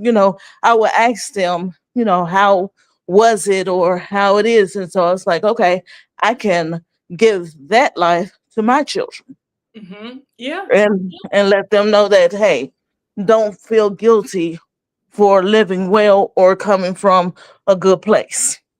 Yes, I love that. No, that's perfectly said. That's all we're saying is that it's great to strive for more. We should all be striving for more. Each generation should be getting better. Nobody is shaming anybody. Nobody's saying that anybody's better than anybody. I'm not saying that. I don't believe that. My dad would always say, by the grace of God, there go I. Like service, situations can change at a dime. So there's not any haughtiness. There's no it's just we're just having a good conversation about nobody should feel guilty about their upbringing. Nobody should feel bad about their upbringing. We're here to just have a conversation about, Black is not a monolith, and the same way they portray certain aspects of, of Blackness, there are other sides as well. That's all I'm saying. I think that's all what you're saying, what we're all saying. That's it. But I really appreciate you for coming on, Yeah. Jennifer. Thank And I you. land my plane right there. Y'all have a great one. Thank you. You too. Thank you so much. Hi, Elle. How are you? Hi, Elle. Are you here? You're on. Elle? Hey, I'm here. I'm sorry. I was No, it's trying to get okay. off of mute. Um, I was the one that you read the comment about. I went to Spelman. I'm a Spelman alumna, and I'm from Alabama. I came from a single parent household, but my father was in my life as well. And I went to a predominantly white school in Alabama, then going to Georgia with people that, ended up, like I said, they summered in the Hamptons and Martha's Vineyard and all the things. And I'm like, oh, this was a totally different experience.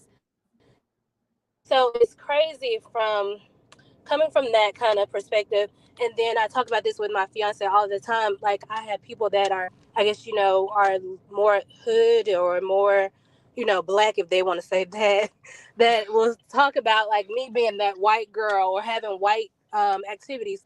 But then the crazy part is you want to raise your children in this way, though. You want them to be the suburban one. You want them to have a better life. So what is it? So I can't do it, but your children can. So I don't understand that part. Elle, I understand it. I'm going to say what a lot of people don't want to say.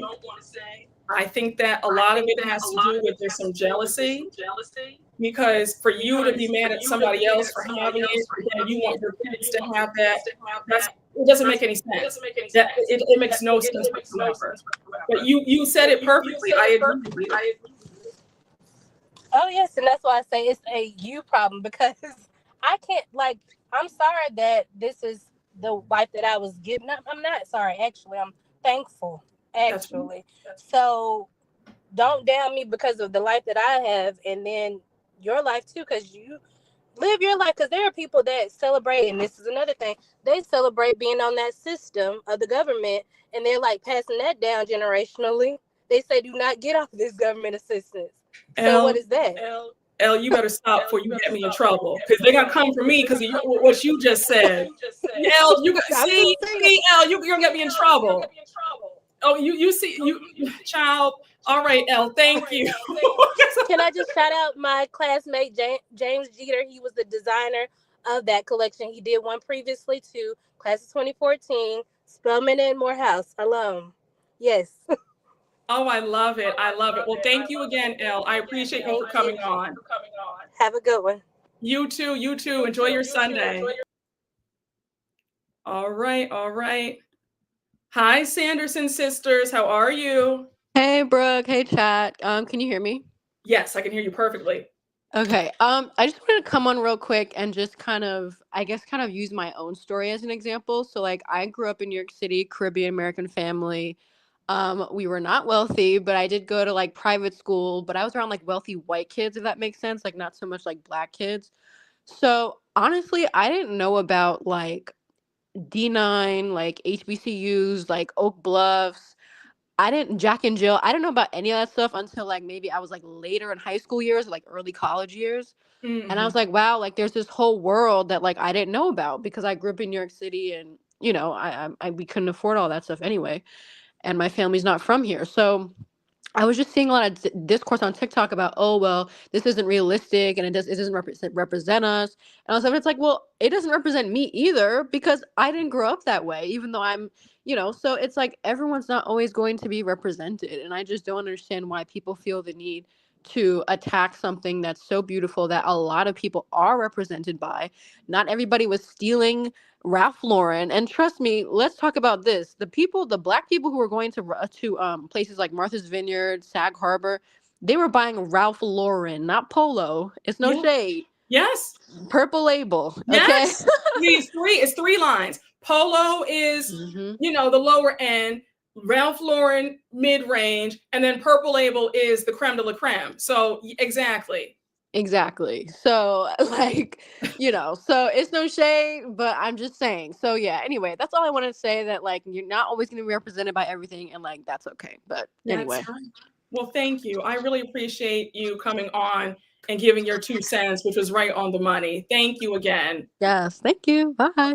Bye. Have a great Sunday. All right. Hi, Brooke but Bougie. Are you on? How are you? Brooke, I've always been a fan. You always feel like a kindred spirit. I'm really good friends with Alexander Rogers, so we used to like talk a lot of smack. Oh, I love it. I love it. Yes, yes. Come on in. So glad you talked about this because I grew up very similarly. Okay. I did the debutante thing. My 4th generation college graduate. Grandma would do the bougie wear. She turned down the links. Okay. I did a little bit of Jack and Jill, but where we lived, it wasn't worth driving an hour and a half. My mother was like, well, we got informal Jack and Jill right here in the small town. You know, you get together. But the thing that I have noticed, and you probably noticed this, Brooke, have you ever noticed people that didn't grow up the same way you did? They're the ones being rude to you. My grandmother always told me, you do not judge people, you do not look down on them. Even when I had friends at VHU, Howard University, and some of them would say, when they would go home with me for the summer, wait a minute, we're at a picnic and that's a state Supreme Court judge. Like, yeah, he's a family friend. And they would be like, wow. I'm like, nobody's looking down on you. You're supposed to be classy with it. I had a boyfriend from Chicago. He went to school with Melody Hobson. He grew up in the hood, but he wasn't hood. But he would ask me certain things. What does that mean? And I would tell him, but it was never a thing. Everybody was gracious. Everybody was classy. This guy on the TikTok, which I did not look at yet, I'm sitting here like, jealous much? Listen, you're saying everything that I have always said, because and my mom would always say this growing up. People would say such nasty things to you, but if you even clap back, now you're a snob. You can say what you want. You can call me white. You can call me this and that. But let me stoop to the gutter. Now now I'm evil for what? You know what I'm saying? Yeah. It's a double standard where people can say what they want. They can call you X, Y, and Z, say that you're this and that. It's crazy. And like you said, nobody was looking down on anybody. Right. I don't know. No listening down on anybody. I don't know who that person was in the chat because I was like, no one was talking about that. Now, my mother always raised me to be gracious, but she says, look, sometimes you got to go there. So I used to tell some people, I said, oh, you want to play the bougie game? See how I spell my name on my IG. It's not B-O-U-G-I-E. It's B-O-U-R-G-I-E. Now, Listen, I'm true to this. So if you want to go there, we can go there. But I try not to. Here's the thing I want to ask you. Now, I've never done the vineyard. My grandparents had friends who had places there because I'm originally from South Carolina. So we didn't really go up to the vineyard. It was more you went to the beach, you went to Hilton Head, we had lakes near us. Some of my mom's friends have talked about they're getting a little annoyed because too many people are coming to Oak Bluffs. It's become like the thing, like you go to Tulum in Mexico has become the hot spot, and they're getting a little annoyed. And another thing I wanted to ask you, where was all this outrage when Ralph Lauren did this collection a few years ago when he did it with Morehouse? It seems to be the Oak Bluffs part has set people off, and I don't get it. Well, you know why. You know why it set people off. We're seeing it in the chat. Words being put in our mouths or my mouth. Listen, we'll be here all day. I'll do another live on this. We could do a part 2 about this sometime during the week, and I'll have more people call in. Yeah, all and right. And also adding about the Gilded Age with the colorism and whether or not you was a slave. That's like the thing on the Gilded Age, which is an interesting perspective too. Yeah, no, it is. It is. But again, I want to get to the other callers. Right.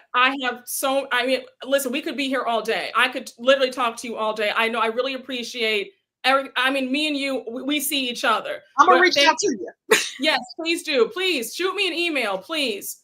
But thank you again and have a wonderful rest of your Sunday. You too. Bye. Yeah. Hi, Jamil. How are you? Hi, Brooke. How are you doing? Can you hear me? Yes, I can hear you. Can you hear me? Hi. Yes, I can. Well, my first time calling in, so hi. I was calling in because I saw the collection in person actually last week, and I loved every piece about it. And, Ralph Lauren be doing his thing. He's been doing it for a long time. But I am confused with people who are hating on the collection because we have Virgil Abloh, God rest his soul, who was the creative director for LV a long time. And you now have Pharrell, who's doing the men's side of LV. Nobody complains about any of those collections that just dropped, but this one is the one that had outrage. Ralph Lauren has always celebrated Americana. And the fact that they have a Black creative director, love it. I was like amazed. And I don't think people know, people may forget, Ralph Lauren's from New York City. He's from the Bronx, where I'm from. I'm from the Bronx.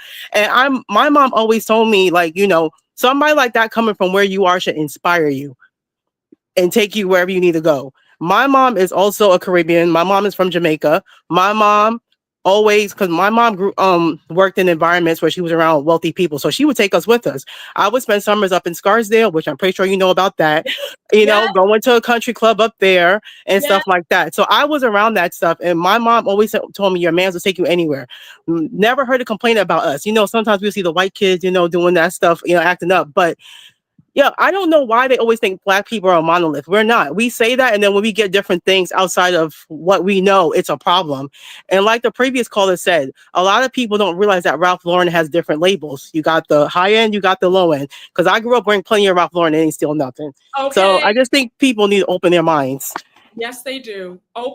Open them up immediately. Yes. Immediately. Yes.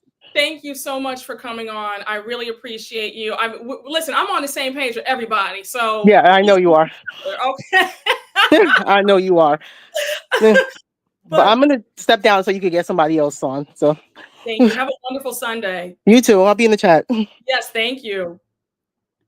Hi, Aisha, and how are you? Turn your mic on. Okay. Aisha, you there? Sorry, Brooke. Yay! I got a lot going on. I was cooking. I had on the bonnet. I had to put on my wig to match You your look braids. so good. I had to get right for you. Yes. This topic is so triggering for me. I'm gonna try to make it quick. Yes. As you can see, I'm a melanin rich Yes. girl. Yes. And I've commented like this long of comments in your lives before because so I'm from Memphis, right? Born and raised. And so in the South, stuff get a little Yeah. and the majority of the black population in Memphis is actually below the poverty line. But growing up, I didn't know that because my mom and dad both actually grew up poor. Different kind of poor. My dad was like the urban, like city poor, and my mom was the country poor. And so they were like, I guess so traumatized by their upbringing that they were like, no, like my kids are not like, if I have kids, they are not growing up like this. I refuse. So Jack and Jill, our local chapter, did reach out to my mom, but she wasn't really feeling them, so we never went for it. She tried to get me to do the debutante. I was like, girl, I don't really want to curtsy, and I don't really want to do that. So I never did. I am in the D9 organization though. And so growing up, it was kind of weird because people would call me an Oreo, and I would be like, what do you mean by that? Because I'm dark skinned, my nose is not narrow, my lips are full, my hair is coarse. What, my mom and dad are black, they're parents. What do you mean by that? And like, I think that this is a theory that I've been floating around with like my close friends. I feel like because black people look physically so different, it's really easy to subjugate by like colorism, texturism, featureism, fat phobia, homophobia. But when it comes to like class, the bulk of us get really triggered because at least in my area, they can participate in other types of like isms and phobias to make themselves feel better. But like because money, green is at the top, they get triggered that they can't participate in that. And my feelings used to get hurt because like, my daddy is from the hood. Like I have hood family members that I love, but when I was older, I learned that they would talk about me and be like, oh, she thinks she better than people and she ain't gonna be this. I can't wait till she mess up. And I was like, Brooke, when I did the math, I was like 4 and 5 years old when they started talking about us. I didn't have a concept of what, I didn't even know what that was. I mean, I knew that their circumstances were a little questionable, but I also understood that, black people in America, we didn't just magically end up like this. Like there are things that contribute to how black people are in America. So I was understanding, and to find that they were talking about me behind my back was like, whoa, okay. And like, I don't know. It's just, I feel like, black people like to see success until it's somebody that's close to them. And then Say it one more time. Say it one more time. Say it one more time. Honey, Atlanta's not on anymore, so we can go, we can be on this live for another 5 hours. Listen. I think they get triggered because it's like, if it's somebody on TV or Instagram that they probably would never meet, it's like, okay. But if it's somebody in their same like zip code or city, and it's like, what? How dare you? And it's like, I'm sorry, my mom and daddy wanted better for me. What do you want me to do? Like, I'm oops, like my bad. What do you want me to do about it? Like, I don't know. And I don't want to, because I know you probably have other people, but as a dark-skinned woman in the South, like people like they assume certain things about me. I've commented and seen your super chat before. My standards when it comes to men are very high because my dad, like I look like my dad. I'm dark skinned like him. He looks like me, and he always would say, just because you're dark skinned, that doesn't mean you let people mistreat you. That doesn't mean you take anything. I don't care what you look like. Like I have a sister who's light skinned, and I didn't know colorism was like, my mom and daddy kind of touched on it, but colorism wasn't a thing in my house growing up. Like my parents didn't treat us differently because she's light and I'm dark. Like that was not a thing in my home. So when I started going to school and hearing people make comments, like my parents have had to come up to schools and kind of get on people about that and be like, I don't know what you think this is, but you're not gonna disrespect her because of her complexion. I will hurt you. Like, no, wait, no. You and I need to have a separate conversation because I could talk to you like we just on the phone. Yes, ma'am. I have a few more people in the chat, but I really appreciate you. I really appreciate you for coming on. we might have to do a part 2 and a part 3. Brooke, I'm gonna send you a message on Instagram. Please, I follow you on please. Twitter. I'm gonna have to follow you on Instagram. Please. I don't want to keep your time, but y'all No. just need to get that off my chest. No, I really appreciate you coming on because we see each other. But let me thank you for have a wonderful Sunday. You look Thank beautiful. you. Thank Enjoy you. your Sunday, and we will talk soon. We will talk again. All right, okay? thank you. Love you, Brooke. Bye. I Have a love good you Sunday. Okay. Hi, Carlos. Hey, Brooke, what's going on? Good. How are you? I am fantastic. I opened YouTube. You were on this topic, so I had to come up and speak to you about this. Yes. Yes. Now, when I saw this Oak Bluff collection, I Yes. looked at it like, oh, it's nice, and I kept it moving. Yes. So when I started to hear, I saw the original video of the guy, and then I was like, wait, what? I was like, wait. I'm from the belief of if it doesn't apply to you, let it fly. If it doesn't speak to you, let it fly. We get inundated with so much baddie culture online.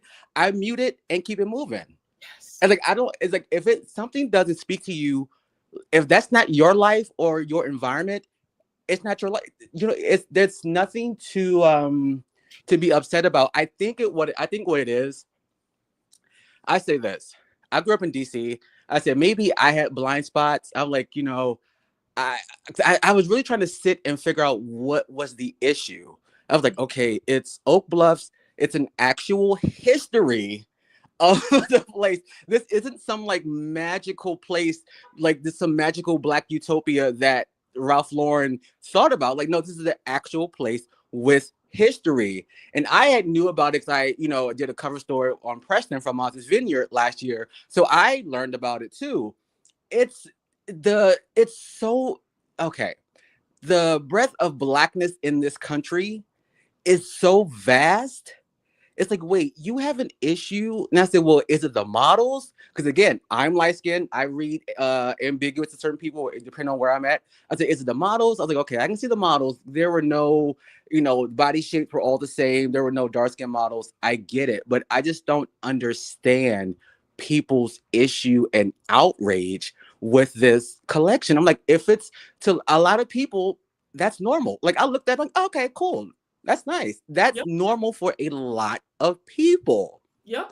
And and sometimes people cannot take it. And you know me, I've always said this.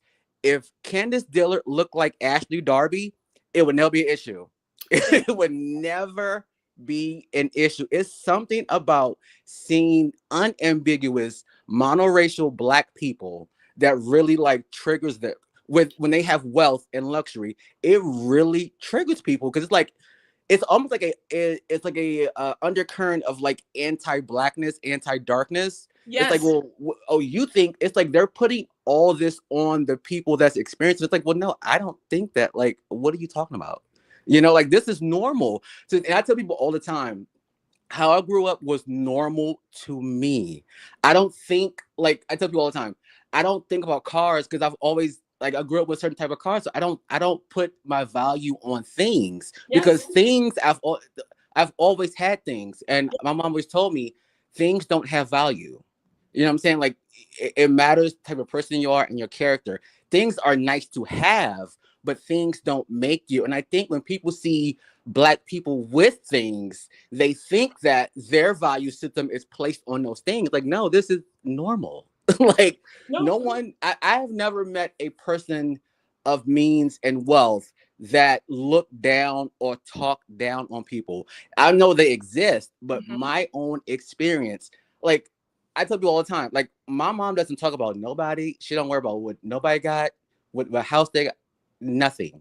And I'm like that too. I could care less what a person has. Like, honestly, it's about who the person is and how they treat people and how they move to the world, So I just think it's so crazy in the world that we inundated. Oh, and my last point, Brooke, I know we can go on. And I heard people say this collection is aspiring to whiteness. And to that I say, well, isn't hood rich culture aspiring to whiteness? if we're using that same metrics in terms of the gaudiness, the Porsches, the luxury, the big mega mansions, and all the jewelry, well, isn't that aspiring to the whiteness that you said Oak Bluffs is aspiring to? Yes. Think about it. Think about Yes. it. Think about it. I was No, like, you're wait. Preaching. No, Carlos, you're preaching. I agree. I do want to circle back to 2 quick points, though. The models were of every hue. Okay. Because there was they had a family friend was actually in one of the campaigns, but yeah, they dark skinned Black women, dark skinned men. So it was all hues, light, dark, medium. And then my second point, when you said it's almost like there's like an anti-darkness. Well, there is. Think about in media when we do see pieces of Black people with wealth. Generally speaking, the man can be dark skinned, light skinned, whatever, but usually the Black woman is biracial or she's light skinned. As a dark skinned woman who came from a well off family, I experienced people being very like taken aback and almost angry that here this dark skinned little girl was who grew up very well in a nice house, luxury cars in the driveway, 2-parent household. My dad, and not only that, but there was love in our house. We loved each other. A very affectionate family. There was no craziness, no scandal. Just like my parents are very good people. Like I really adore them. But I think that it was jarring, and I'll never forget. And I've told this story before, but I'll never forget. There was a very colorist biracial girl in my elementary school, and we had class together. I'll never forget. I had like a little party or like play date with some girls, and I don't even know why I invited her, because I knew she didn't like me. She was just very mean to me. You can guess the pairing too of the parents when I say biracial, about which one was black, which parent was Black, which one was white, and I'll let you take a guess with that. But she came. We had a jungle gym in our backyard, and I'll never forget. We're playing, and she turns to me and she says, "I can't believe that you have all this. I can't believe that you have all this. I can't believe this. Like I thought that you'd be poor because you're dark." Oh. When I tell you, my mother tore her parents up. Oh my mother to this day, and she was really upset because she lived the complete opposite and that we did. So there's a lot of colorism with the whole Black wealth conversation, where who can be wealthy in the Black community. It's okay if the person is biracial or light skinned. When it's a dark skinned woman who comes from means, then it's a problem. So but listen, this is I kind of want to extend the conversation. Yeah, it's a lot. It's a lot. It's a lot to unpack. Would you guys mind, Carlos? Would you guys mind in the chat if I drop the link down one more time and have a few more of y'all come on up to have more? And I'm gonna end it on this. And as you know, I showed you my mom and I recently went on vacation, and I was telling someone just casually, and they were asking me all these questions, and I was like, and when I feel like you're trying to ask me 20 questions to count the coins, I shut down. I'm like, honey, what does it matter what we charge or what hotel? Honey, we were there. Yes. It doesn't matter. All I want to know is if you had fun. I don't want to know what hotel. I don't care, because I'm not counting your coins, because I don't count nobody else's. But it seems like those people who operate from a sense of lack, whether it's emotional lack, intelligence lack, like a coin. It's why are you counting? Why are you hyper fixated on what somebody else is spending? Yes. Absolutely. My mom retired at 63 years ago. If people huh? She retired? Yeah, she don't miss working? No, honey, for what? I get it. Yeah. So it's so interesting. But yes, have this topic again and I'll be back on. So thank you so much. I just adore you. Thank you so much, Brooke. Talk to you later. Talk to you later. Okay, guys. I'm going to drop the link of a few more of you guys. Keep it short and sweet. Again, please, everybody's been respectful. You guys have been great. Okay. I'm good. I hope you guys are enjoying the conversation. I mean, everybody's just been amazing. Okay. Y'all are fab. Y'all, this needed to be had. Like, in my spirit, it wasn't going to sit right with me if I just brushed over this whole entire topic. But yeah, I'm going to drop the link. Now, mind you, only click the link if you weren't on before. I want new people, okay? So if you were already on, let people who are new, okay? Let people who are new come on in the chat. Again, keep it short, keep it sweet, keep it respectful. But I just dropped the link if you wanna, okay? I just dropped the link. So new callers, feel free to come on in. I'll take a few more calls. And yeah, I mean, this is a great conversation. So it's Sunday. And thank you to all my moderators. Thank you, Jameer. Jameer, let's clap for Jameer. Thank you so much you're doing a great job. I know, Jameer, I see that you've had to, a few people have been trying it. So please, if you I'm trusting you. Feel free to block whoever you feel you need to block. Okay. If you feel that Jameer is a moderator, so is Ayana. If you get crazy, they will block you on behalf of me. So, all right. Okay. Hey, Blanche Neverho. How are you? Happy Sunday. Hey, Brooke. How are you?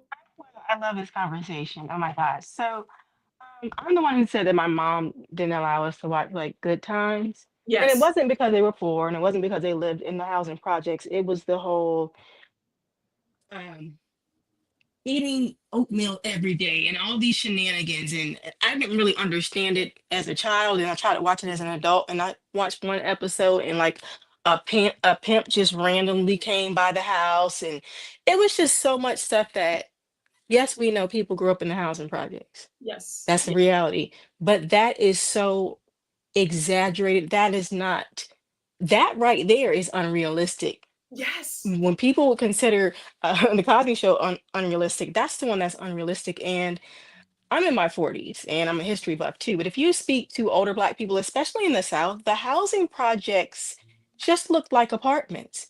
They were clean.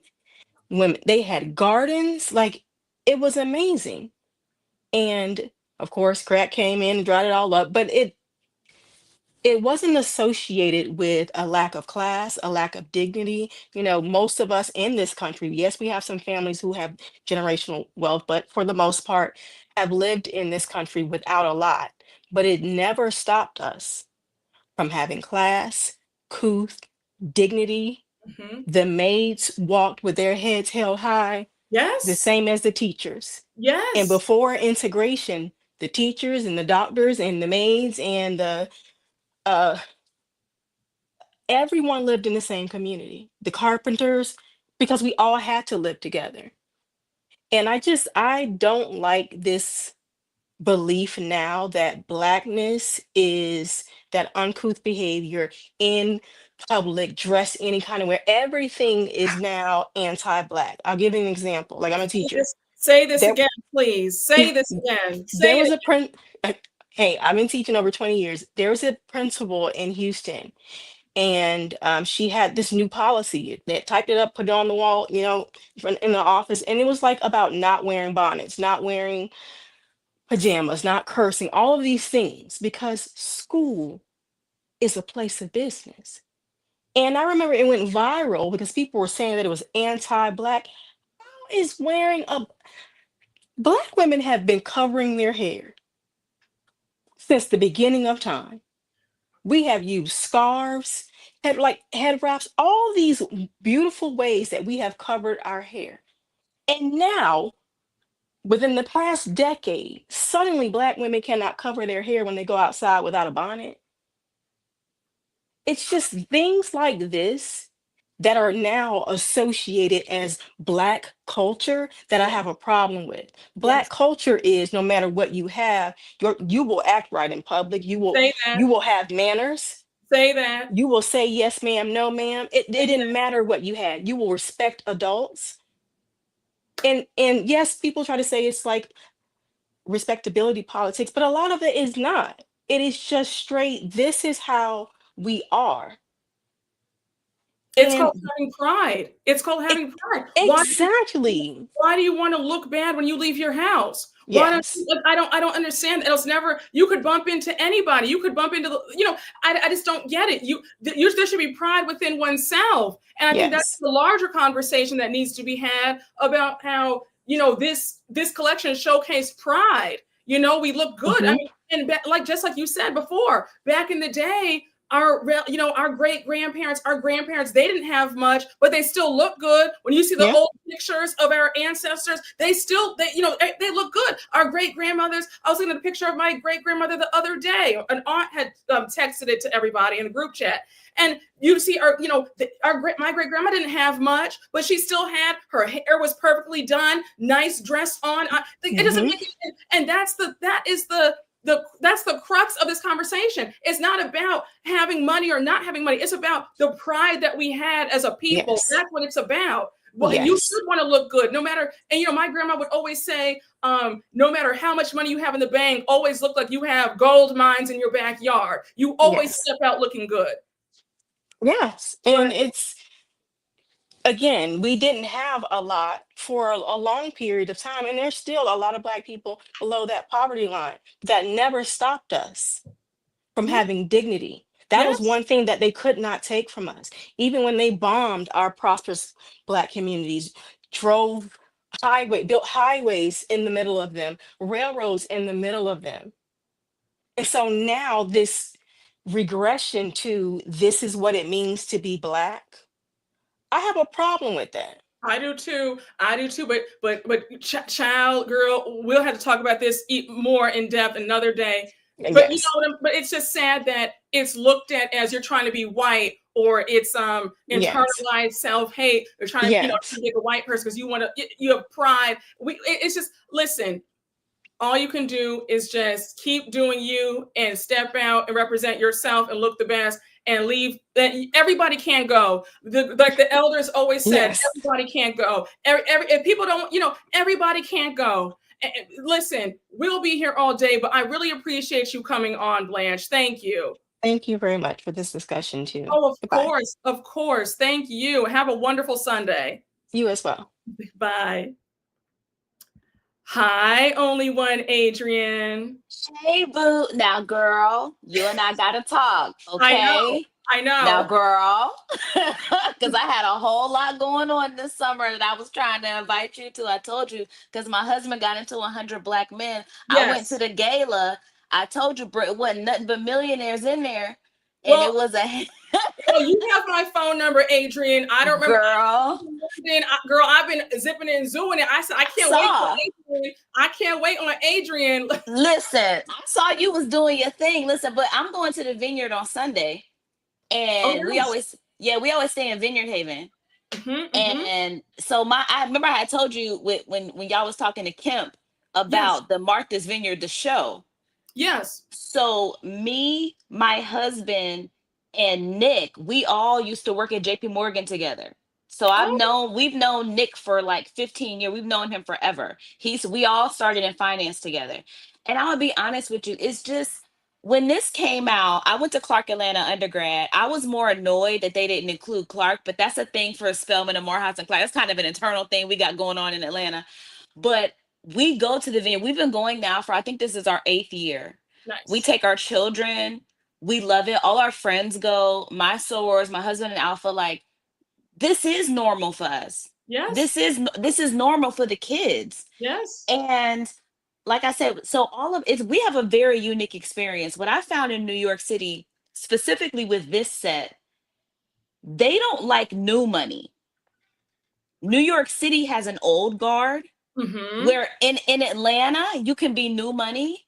But in New York and some of the Eastern Coast cities, yes, they're very guarded. Where even it's very closed off to new money, even if you have all the credentials. I found more of that than I did colorism. Okay, yeah, that makes sense, right? No, I found more of that.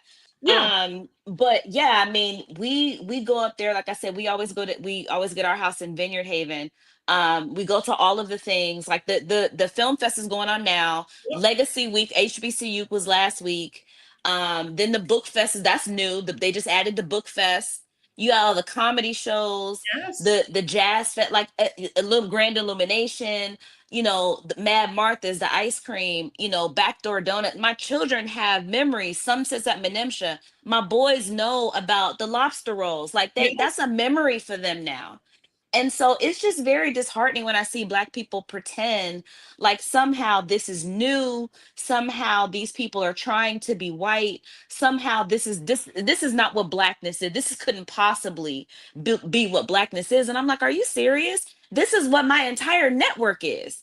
I But a know. lot of that, I realize I try not to be an education snob, because you do realize that some of that does come with education, the networks, the people you're around, just by virtue of being around, you're gonna fall into these things. You're gonna fall into some of these circles. Well, yes, So that's why parents push their kids to go to a top school, because it's the connect. yeah, Absolutely, for absolutely. sure. Look, Brooke, let me tell you something. So I graduated from Clark Atlanta. I'm at Columbia right now, Yes, you told me. getting, so I'm Yes. getting a dual degree. You know who's in my class?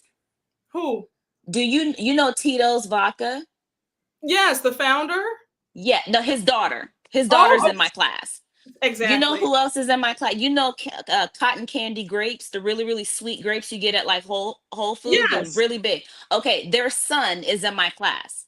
See? These are the types of people, just by virtue of being there, right? Yes. So we have this big conference. We have the big Black conference called Elevate. They invite, now I know you know these people. You know Dr. Grain, you know Yes. Lisa Grain. Yes. Yes. They invite, Yes. I do. Listen, we might have to talk offline. But yes, yes. this is kind So of they offline conversation now, Adrian. but this is what I want people to understand. So Yes. they invite her and her husband, right? Her Yes. husband manages a couple $1 billion in whatever, right? And her husband does the same thing my husband does. So we're sitting here, they are the keynote speakers. They are closing the conference. This is at Columbia Business School. This is in March. This happened. And they're telling us this story of flying their family private to Africa for safari. Yeah. And we all looked at each other and said, we're not dreaming big enough. And they looked at us, looking at them, and said, no, you guys are not dreaming big enough. And the reason they said that and wanted to tell the story, because they were saying, listen, this actually is possible, and we want you guys to see it. This is a real thing. Like, you know what I'm saying? And I Yeah. love the fact that they did that. And I spoke with her privately. She's absolutely fabulous. Yeah. And it was just kind of, we all left the conference like, oh my God, we're not even dreaming big enough. We're not dreaming big enough, because that type of wealth is possible. There are Black people who actually live like that. Yes. This isn't. Listen, we can talk offline, but I think that a lot of this really has to do with, like you said, not dreaming big enough. It's a lack mindset. When you can't see it for yourself, you don't want to see it for anybody else. And that's Right. another thing that I want, we could touch on another day, but that's the danger of having a lot of, big dreams around small things, around small minds, because they Mhm. can't, how dare you have the capacity to dream? You know what I'm saying? Well, or it's this notion that Black wealth can only come in the form of entertainment and sports. These are the Yeah, type of people that would not want their child to be in STEM or math, or you're making fun of your child. Meanwhile, you have any idea what type of money we're paying out for my child to go to one of the best private schools? I'm trying to do as much as I can to make sure he's in those type of circles, the exactly. same circles that mommy and daddy are in. And so it's just like, what is the point of doing all this if we're not going to get better with each generation? I thought that was kind of the point. Adrian, I agree, but I have other callers I'm on gonna the text line. you. I'm gonna text you. I'm gonna text you. Yes, but Okay. thank you again for coming up. Okay. Thank Bye, you. love. Before I get to the next person, Ace, I got you. Hold on. Listen, respectfully, you seem like you have an issue on the live. I don't know what more you want me to say. You see that I'm talking to everybody, we're having thoughts. You want to be a contrarian. And I'm not, I'm not trying, I'm just not here for disrespect or somebody trying to, be smart with me or trying to make it seem like quite frankly, I'm getting annoyed. Okay. Because we're sharing knowledge, we're sharing access of, it's like you want, because I've been seeing a lot of your comments when I've been with callers, and it's the same negativity. It's the same negativity. It's the same negativity. We're talking, we're having great conversation, we're sharing knowledge, and I don't know what more I can say. I don't know what more I can say. I really don't. I just had to block. I'm not going to tolerate disrespect. I'm not going to do it. I'm not going to do it you're not going to disrespect me on my channel. It's not going to happen. We're having good discourse. If you don't like the conversation, that's fine. But I'm not going to deal with disrespect in the live chat. I'm not. Okay? I'm not. The whole entire time we're talking, I'm talking to you guys. I see the same comments trying to be a contrarian, trying to be, you obviously want to bait me for a reaction. So here you go. It's crazy. It's crazy. You obviously don't like the conversation. You don't like what we're saying. You want to fight me. You want to be rude. You want to be negative. So here, you don't have to be here. You want to make this like it's us against them thing or whatever. That's not this. We're having great conversation.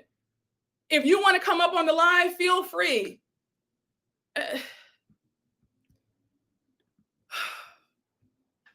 Hi, Ace. Thank you for coming on. Thank you. Hi, Brooke. I love you so much. I love you too. First of all, I just wanted to say thank you for the dialogue today. Honestly, this has been just such an affirming experience. I'm a darker skinned Black woman, educated, a woman in STEM, and I think hearing a lot of the callers, their stories, I have some similarities in my life, but one of the things that for me, as I've just continued to grow and flourish in my career and just elevate, it's always been so important to me to just give those who look like us exposure to this. I think a lot of the bullying that I experienced as, when I was growing up, and even still sometimes in college, I was in class with a lot of other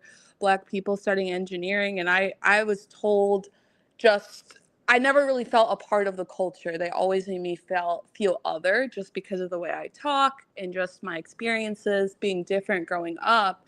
And I think sometimes, I hate to say this, it's people that look like us, unfortunately, who can be the biggest haters, bullies. Yes. And I've always prided myself just to give back and show other people, hey, this is possible, because I didn't even see a Black person that was in engineering until I got my second internship, and I didn't even know that career was possible until my cross country coach was like, hey, do you know what engineering is? And so I think it's so important for us to have good representation. Like, I know we see all the time just Black people being portrayed as ghetto or lower class, and I think we should be celebrating when we are being shown in positive lights and actually give visibility to what is possible. So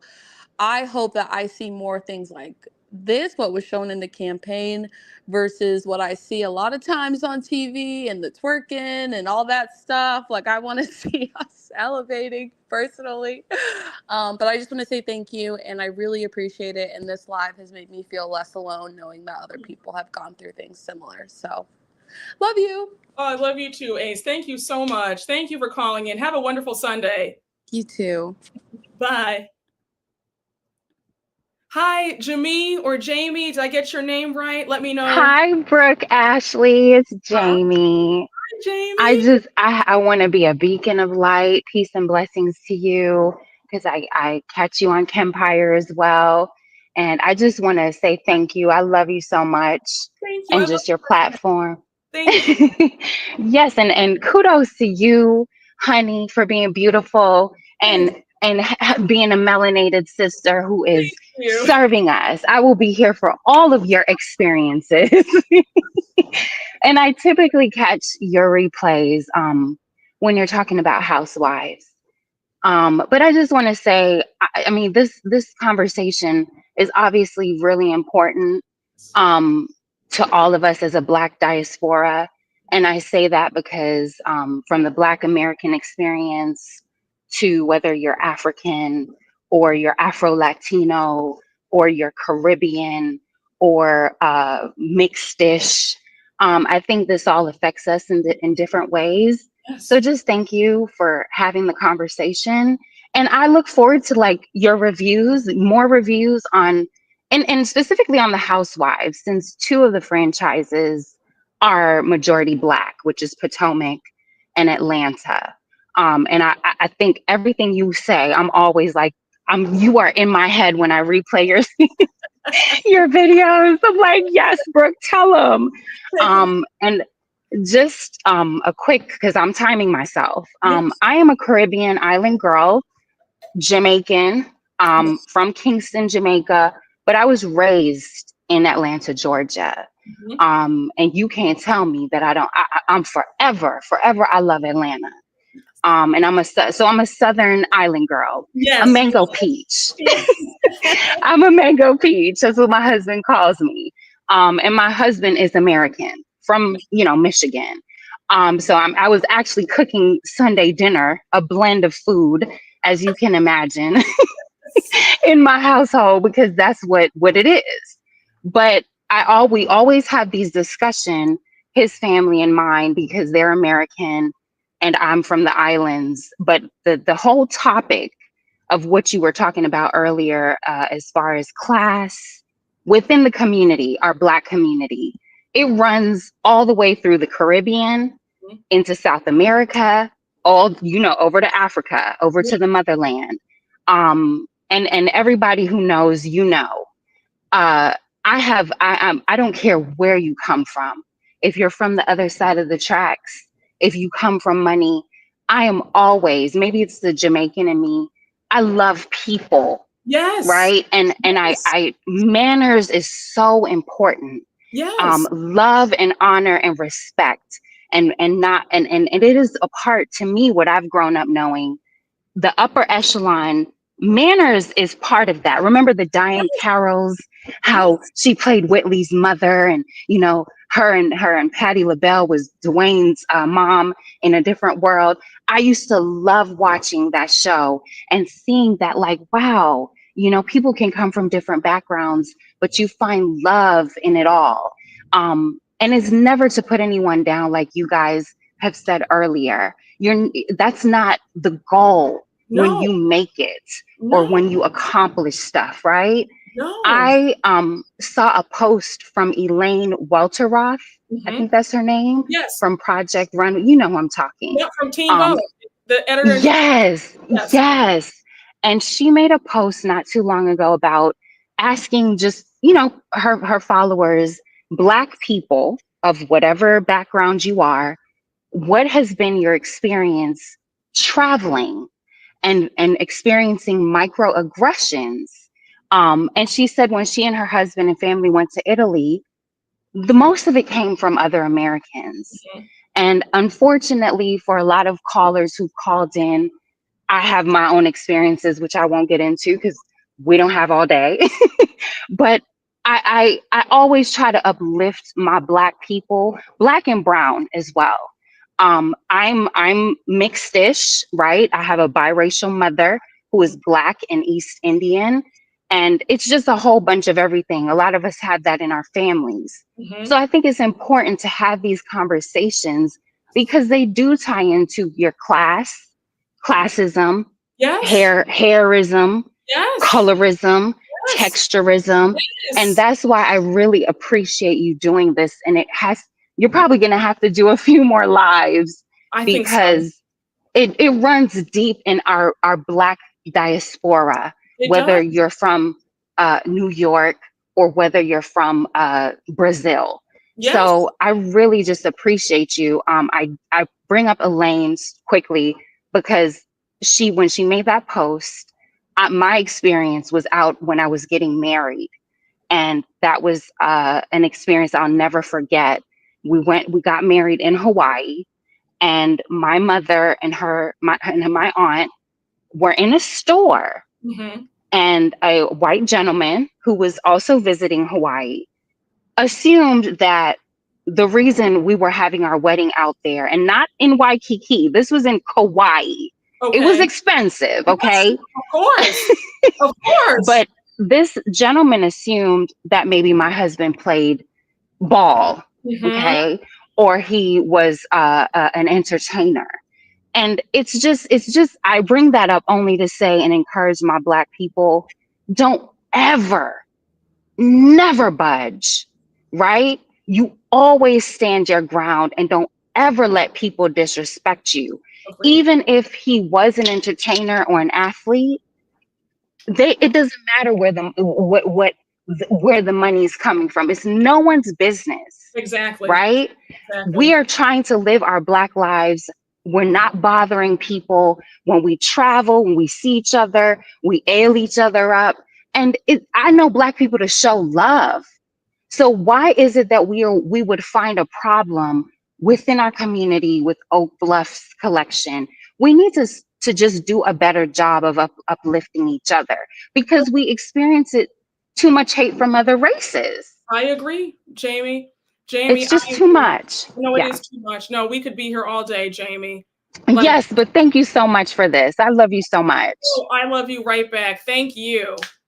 Thank you, Brooke. Have a good one. You too. Have a wonderful rest of your Sunday. You too. Bye. Bye.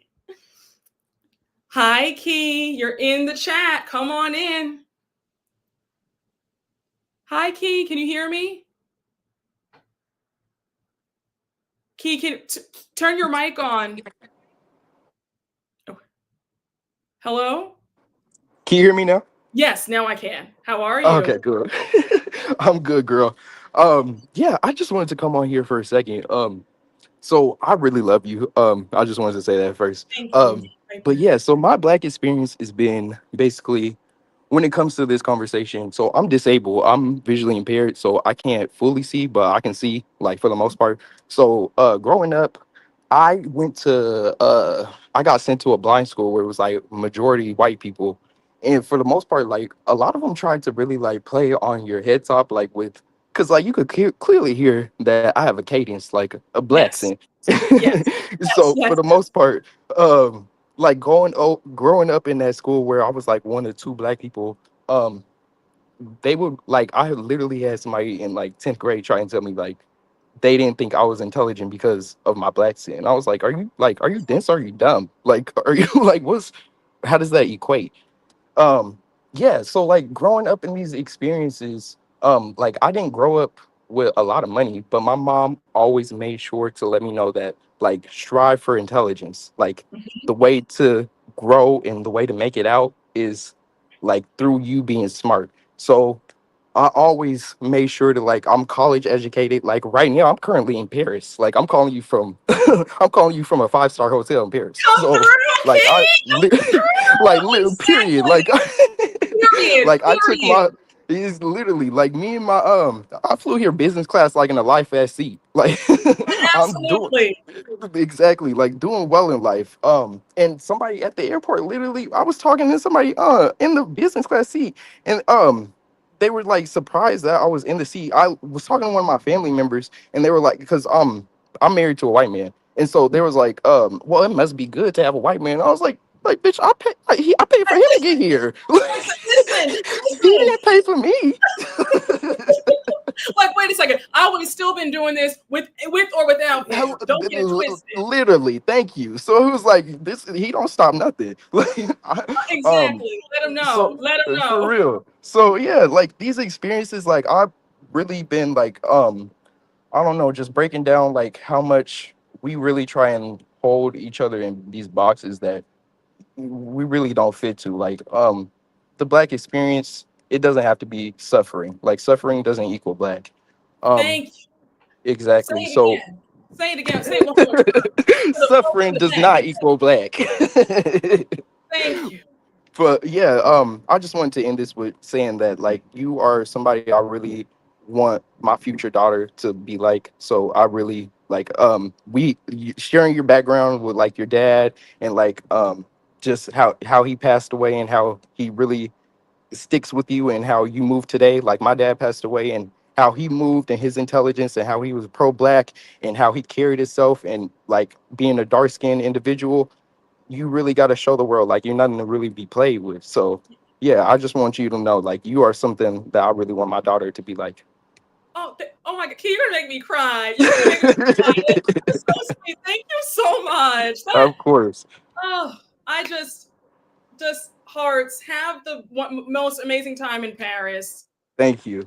And thank you so much for calling in. You are just so lovely. I'm like, oh my gosh, Key, like you're No, just so. thank you. Thank you. Yeah, you gonna see me in the comments, girl. I'm gonna be. Okay, good. Thank you. Okay. Y'all are about to make me cry. What? Like, what? Hi, Turtle 212. Come on in. Hey, cousin.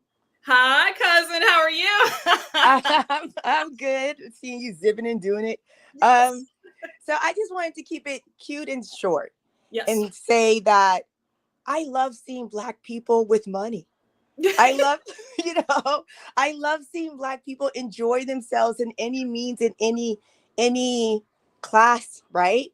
Because it doesn't mean that it has to look at a certain way or has to be a certain aesthetic. So my name, Turtle 212, comes from Lisa Turtle, right? Being a millennial, loving Lisa Turtle, loving all of the things, loving Whitley, loving all of the bougie girls, right?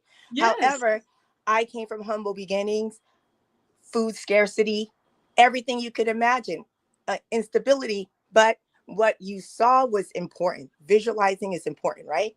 So looking, never being bitter towards anybody else. Even when I saw the D-boys, I love seeing them dressed up with their chains and everything. Love a good power moment with Ghost because he always, he's fine, right? But making sure that Black people knew that they were valuable in whatever aesthetic they were. And even though I didn't have means, I always looked at a certain lifestyle and a certain aesthetic, and I loved it. And that brought me to an office at the United Nations and living in an apartment a few blocks from the beach in Santa Monica, right? Because of what I believed in and what I aspired to, but I never hated on anyone else, And so this collection doesn't mean that if it's not your aesthetic, it's not your aesthetic. But what is the tendency or the need for you to begrudge anyone else? If that's what they want to do, that's what you want to do. You're not going to be in Martha's Vineyard anyway. Maybe your flow is something else. But don't begrudge another Black person for enjoying themselves, because you definitely would have spent that $400 if it was Gucci all over it, right? So wear what you need to wear and just enjoy seeing Black people with means. We don't always have to struggle. Actually, we get to unleash all of our creativity, all of our joy, all of our spirituality when we're not suffering and trying to make the bottom of the barrel. When you release that burden off of Black people, imagine what we're able to do. That's all I have to say. Stay beautiful. That was so well said. Thank you so much. That was just perfectly said. I can't even add on. I can't even add more on to that. But thank you so much for coming on. All right, cousin. I'll see you at the Soho House. Yes, I'll see you. Yes, I'll see you there.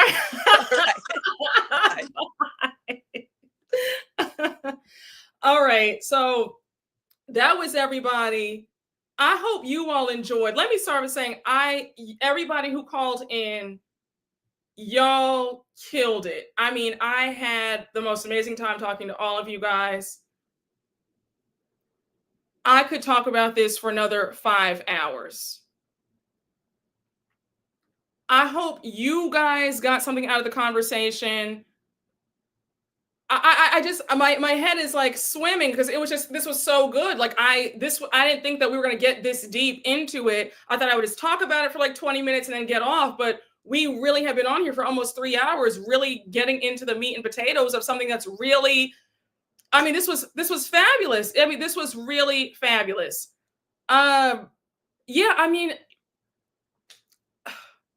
I don't even know where to start. I mean, what Turtle said about, why begrudge another, another Black person when they're, who's, living in fulfillment, living in joy.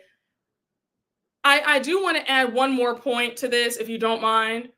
There's a conversation going on about, I touched on this in my Miami recap yesterday, but there's a conversation about relatability, right? On social media, people feeling like the people that they follow aren't relatable. And I touched on it where, I don't like that word, because what does that mean? I feel like when you ask somebody to be relatable, you're pretty much asking them to dim their light. Somebody can't help their lifestyle. If you've watched a content creator or an influencer go from, small beginnings, humble beginnings, to now they're rich and they're doing well, you should applaud that. I think that a big chunk of this conversation has to do with, there might be some feelings of envy there, because we're hearing, well, that's not relatable, that's not real, who lives like this? Like, I just think that if people could just really check their mindsets and check themselves, we could really have a real conversation about this. Because I think a lot of this is stemming from, there's some envy, because there's no way that we're seeing people who are doing well, living well, enjoying life. Why is that bringing so much anger, especially when it's in Black? But I don't want to get off topic. I've been on here talking enough. I just want to end it here by saying this was a great conversation. I enjoyed it. Thank you all, everybody in the chat. I want to thank all of my moderators, Jameer, Ayana, thank you guys, like, beyond. Because, yeah, I mean, these conversations are always tough to have, right? There's always that, like, trepidation of talking about it, because you do get pushback. You do get folks trying to put words in your mouth and trying to turn it into something that it's not. But I think that they're important. The tough conversations are important to have. And, I'm doing myself a disservice if I don't talk about them. But I had a great time. I really, I want to end this with saying that Blackness is not a monolith. Black people are allowed and are supposed to have a life of ease and joy and beauty and wealth and success and happiness, all the good things. And I think that if you're somebody who has a hard time seeing Black joy, Black success, whatever, then you might need to look inward. But over here, we are Black and flourishing and thriving. And the same for, the chat, right? But, I do want to, I know I missed a few super chats. Do you mind if I just read a few super chats before we close? I don't want to forget anybody. Thank you so much, Lenlu007. Cheers, Brooke. Great live conversation. Thank you. CB3, thank you for the super chat. As someone who grew up poor, our kind of people is very aspirational for a child like me to read. Now I'm an attorney. Seeing representation is so important. Oh my gosh. I hope you're still in the chat, CB3, but that's amazing. That is, I love seeing stuff like that. And I think that's what these campaigns should be. They should inspire you to really seize, what you want out of life. And and also that's why I always say that jealousy is such a useless emotion. When you see somebody with the things or the life that you want or you aspire to have, just know that if they have it, you can have it too. Like, there's nothing. My parents always told me that there was nothing that I couldn't have, be, or do. I think that's why I am the way I am now, because there was nothing that was out of reach for me. And I firmly believe that. I feel like I'm living in answered prayers right now, because I always had that mindset. There was nothing is out of my reach. Nobody's out of my league. I just have always had that mindset. But I love hearing that. And congratulations. That's beautiful. That's beautiful. Hey, Lenlu007, thank you for the super chat. Everyone stay calm and buy Oak Bluffs. Oh, Ralph Lauren, I'm screaming. Yes, I need everybody to stay calm. All right. I need you, stay calm. Hey, friend of the line, thank you for the super chat. Love you, Brooke. Please ignore the haters. Thank you. No, I do ignore the haters. But sometimes, yes, I agree in paying a hater dust. But sometimes you have to let folks know that you're not the one to play with. When I see you in my chat and for a whole hour, you want my attention, If you want my attention that bad, I'm going to give it to you. You can't be in my chat, be disrespectful, you know, the whole entire chat, and then I don't say anything. When you keep poking, you know, like Kendrick said, sometimes you got to pop out and, you know, listen, don't let the smile fool you. Don't let the Jack and Jill fool you. You know what I'm saying? But yes, I hope everybody had a phenomenal time. I enjoyed the conversation. I'm screaming. You said, and did they super chat? No, they didn't. They want my attention so bad. I'm screaming. Yes. Listen, exactly that. Sometimes you got to pop out. Exactly. But guys, oh, you're so sweet. I love you right back. I love you right back. Thank you. But guys, I'm going to hop off of this here live. I hope you guys enjoyed. I had a great time. You know, hopefully we can do this again. I love y'all down, and I will see you all later. Have a very happy Sunday, and I will see you guys for Orange County. I know I'm late with Orange County, but I got y'all. All right, guys. Bye.